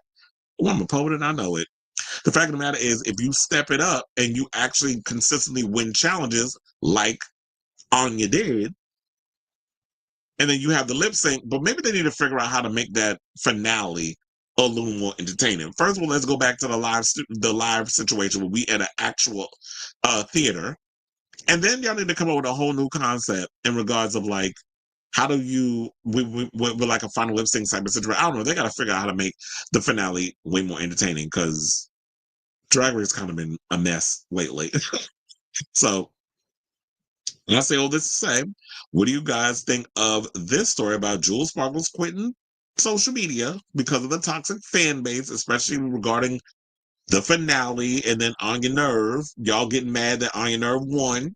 I feel like she won it fair and square. It's weird how like y'all were all on team Anya Nerve, and so all of a sudden Jules started.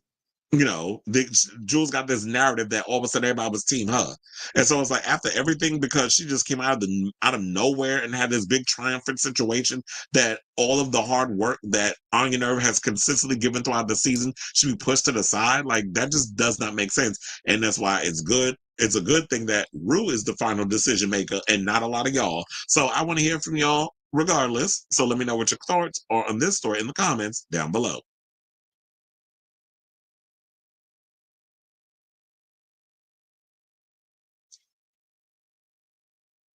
Okay. Like you said, the rise of conservatism is present in who people will root for. Anya is everything but conservative, and I guess the homosexuals don't like that. Conservative in what way? Is it like that she's demure? Because I don't think she's conservative politically. I mean, what y'all want her to be out here doing? having her coochie out. I mean, Anya is old school drag. That's what she gives me. In my opinion, if you're capable of doing it, jump splits and tricks, then go ahead and brag about what you're blessed with. True, but it just needs to feel authentic to your situation and not just, oh, I need to do it because I want to have a gag moment.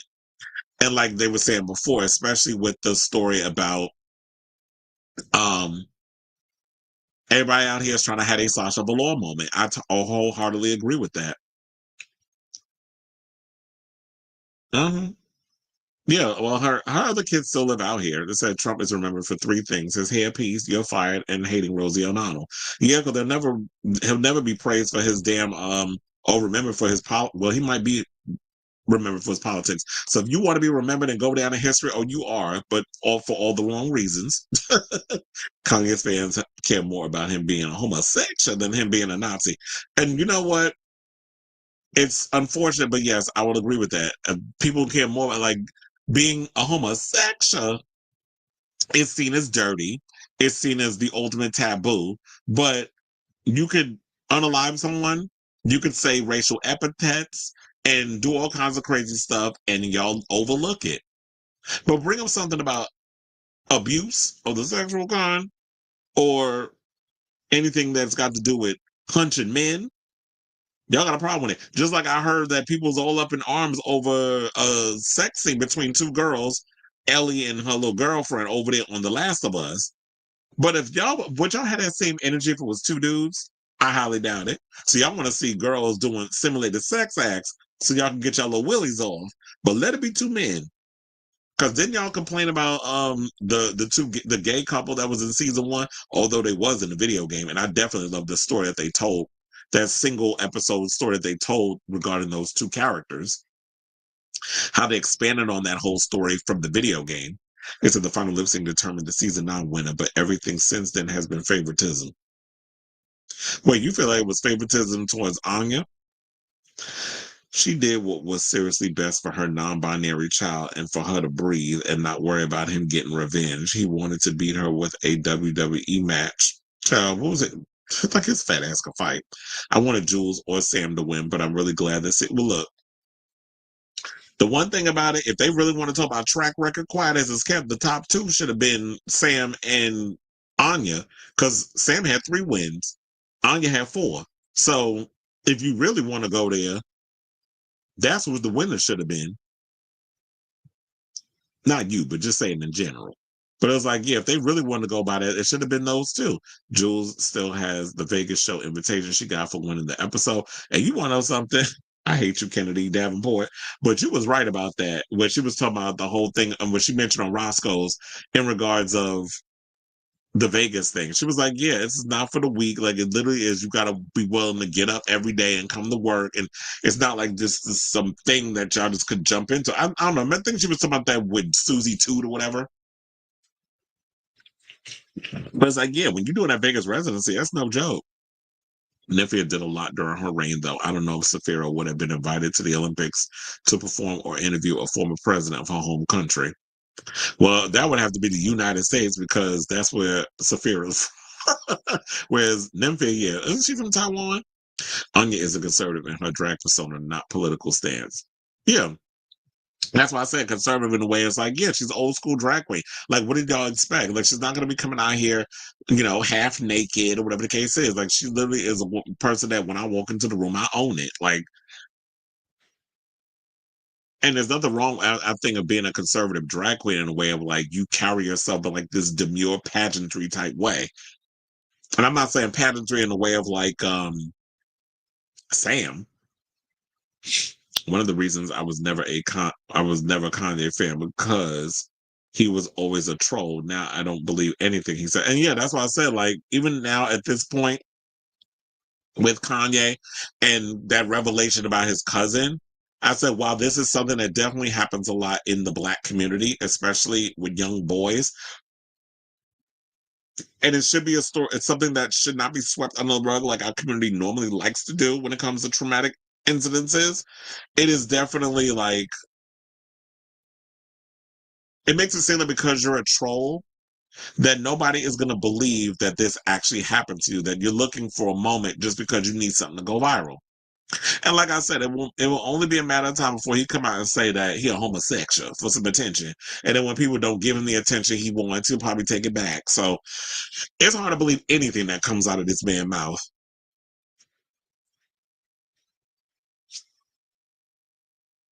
All right. Okay, so now let's get to our final topic and Drag Race topic. And let's talk about Miss Alaska, who revealed that she mad at Bob the Drag Queen. So y'all remember Bob came out the other day and did an interview and said that he would never do Drag Race because Drag Race is, well, he would never come out and compete on Drag Race because Drag Race is for losers. It's like, but sis, you benefited from that show. But I guess what he's saying is like, yeah, I've won already. There's no need for me to come back. But we did do an all-winner season. So why not try to come back and win the crown the second time around? So Drag Race All-Stars 2 winner, off-Broadway star, and Race Chaser co-host, Alaska has let it be known that she is down to compete for the crown on another all-winner season. However, she recently expressed her grievances when she learned that season 8 winner Bob the Drag Queen revealed that she won't return to compete. Now, ever since All-Star 7, when 8 former winners of the all-encompassing Drag Race franchise were brought back to the workroom for the first time to compete for the title of Queen of All Queens, fans and viewers have been casting their nets for which of their favorite champions they want to see back again on that hypothetical second iteration. Now, sitting pretty high at the top of most people's wish list is season 5 runner-up and All-Stars 2 victor, Alaska Wonderful. And speaking exclusively to Pink News while promoting her new film God Save the Queens, the legend has confirmed that she absolutely is up for a workroom return. Quote, saying, well, Bob the Drag Queen recently said All Stars is for losers, and I don't need to do that chump shit. She jokes, referencing a recent interview in which the season 8 winner panned the idea of returning for All Stars via the podcast Boyfriend Material with Harry Jowsey. I can remember what the podcast was that she did it on, but now they reminded me it was Harry Jowsey because everybody, like I said, got a damn podcast at this point. Now, continuing, Alaska confirms that Bob's comments haven't swayed her, though, saying, you know what? I just love Drag Race, and I love being in that bizarre fake pink room, and I would love to go back anytime. If RuPaul called me, I would absolutely go. So yes, if that makes me a loser, I'll take it. And I'd be here for, like I said, Alaska to come and do another season of Drag Race. And I don't think that it's like, yeah, even with all my accomplishments and everything that I've done via Drag Race, why would I ever turn down an opportunity to go back on a show that catapulted me to the success I've always wanted, especially on her season of Drag Race. And she's had so many, wins throughout her career. So I would love to see Alaska go back on. And I hope that, Bob actually reconsiders going back on. They also said that Bob's reticence to join Alaska on future All-Star season hasn't ruined the latter's plan for an alliance for the ages. She said, I'm pissed because I wanted Bob to be there when I win because we would be a great alliance and I wanted her to win. But if it can't be Bob, that Alaska said that she has some other ideas in mind of who she'd want to see in the room when it happens. She said, I would love to see Sasha Velour. I would love to see Violet Chachki. I mean, bring Jinx back. Give her a third try. Why not? And then she said that as a joke. But, I always say there's always some truth in jokes. Now, Now, if whether or not this all winter season happens, and I know a lot of people have been talking about this over the years, and I would love to see Alaska a part of it. There's other queens who won their shows or seasons who said that they would definitely come back and compete. So All Star 6 winner Kylie Sonique Love, season 15 Sasha Colby, and Drag Race UK's Danny Beard and Ginger Johnson from season 4 and 5 respectively have all said that they would come back. Now, the people who said they would not would be All Stars 1 winner Chad Michaels, All Stars 3 Trixie Mattel. Well, it's good if they don't want to come back. And even season 6's Bianca Del Rio basically said that they wouldn't come back, saying that Drag Race was a journey. But the thing with Bianca is Bianca's so damn busy right now doing her stand-up comedy and traveling the world that I wouldn't even, I feel like she's too big for the show. And I like Bianca for what she is. I would want to see her compete on a show like Drag Race. All the other girls is like they would definitely give what needs to be given in regards of playing the game in regards of Drag Race, because I feel like the show when Bianca was on is totally different than what the show is now. So her time, I feel like, okay, it was good, and we'll be all right if she doesn't come back. Now, for those who are not familiar with the film that she is doing, it's called God Save the Queens. And it also, alongside Alaska, stars fellow Drag Race queens Kelly Mantle, Laganja Estranja, Manila Luzon, and Michelle Visage. Now, from Framline, the audacious and candy-colored gem follows a quartet of down-on-their-luck queens who end up stuck at the same therapy retreat, and it premiered at the Tribeca Film Festival in 2022. So 3 years later, now we're getting the movie, and if y'all want to see it, you can basically stream it on Prime Video. But they said, well, hold on, let me put that in my thing. Because I'm like, wait a minute, they said it's available to stream. I'm like, so I ain't got to pay for it? I said, let me go over to Prime Video and see if it comes up. I say, I can't even spell God, apparently. God Save the Queens. It did pop up. No, it says you got to rent it or buy it. Like, if you buy it, it's $14.99. If you rent it, it's like $5. So, you know what? I'll just add it to my I just added to the docket of things. I want to say, oh, and I came across this Liza Minnelli documentary. Let me not go down this rabbit hole. So I say all this to say, what do you guys think of this story? Would you like to see Alaska return to Drag Race All Stars? I hope she does, because I really hope that there's no grudges with her doing a podcast, Race Chasers, with Willem. I know that Willem got beef with World of Wonder, and Rue don't take too kindly to Willem, but that should not be the reason why a lot of y'all keep Alaska from being a part of the show. If Alaska is in great standing with Drag Race. She don't mean no ill will. A lot of people do breakdowns and conversations and podcasts and things of that nature about the show. And to me, she always plays the straight character when she's on Race Chasers. Willem's the one that goes all in. And I like the fact that they add Naomi Smalls into the show every now and again. So I hope that there's no ill will with the people that work on Drag Race towards Alaska, because I would love for them to do another all-winner season. I also think they need to come up with more themes in regards to All-Stars. So that way, I mean, I'm looking forward to the new season in 3 weeks, All-Stars 10, but I do think they need to come up with more themes and stuff to keep the All-Stars a lot more entertaining for us fans. So I definitely want to hear from y'all regards of what Alaska had to say on all of this. So let me know what your thoughts are in the comments down below.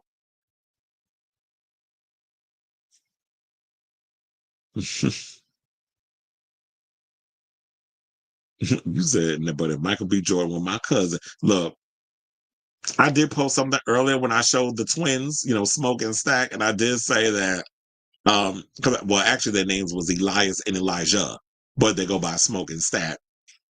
I did say, look, when I mentioned that I want a pair of Jordans, this is what I meant, and I showed the twins. Exactly. After Bob hosted the unofficial All Winners reunion that WoW had to cease and desist, I wouldn't go back either. Oh yeah, I forgot about that. So yeah, maybe there's some butt hurt with that, because I'm like, if y'all don't want to do a reunion, if someone else wants to produce a reunion, if somebody wants to put something together and get the queens to spill tea, I don't see why that's an issue. Because if y'all not going to put up the budget, then if Bob is willing to do it and get all of the queens in one room and then have a conversation about what happened behind the scenes, I don't see why that's a problem. But if that's what you're going to do to me, then yeah, I'm not giving you me for your show. I'm going to go and do other things. And also, if Lawrence Chaney walks into the workroom for All Winners 2, we already know she's making it to the top 2. Yeah, that's too much favoritism. Like, it's like, we don't care about who you like produces. Just tell the story. Do the show that needs to be done. Trixie is too big for the show, too. She's the most famous drag queen besides the host. Yeah, and look, Plastic Tiara's getting up there, too, because she's got like almost 3 million damn followers on Instagram and TikTok. So, a lot of them, yeah, when y'all get too big for the show, I say don't do it. And Alaska is popular and famous in her own right, but her going back on Drag Race, we already know she'll provide us with a lot of entertainment. So I wouldn't mind if she came back. So shout out to y'all. Whew, all right, y'all. So we are at the end of today's show. I want to thank you all for tuning in to the latest episode of Chris Abloh Unfiltered. Please do me a solid and hit that like button and that subscribe button. Also, smash the notification bell so that way you know when we go live with a brand new episode. I'll say episode of Chris Abloh Unfiltered. I'm trying to see if I can come on tomorrow with some new tea. We'll see how it all works out. But yeah, I want to thank you all for tuning in. Thank you all for chiming in the live chat with me. Love you all for watching. Thank you all for watching. And until next time, ciao, darlings.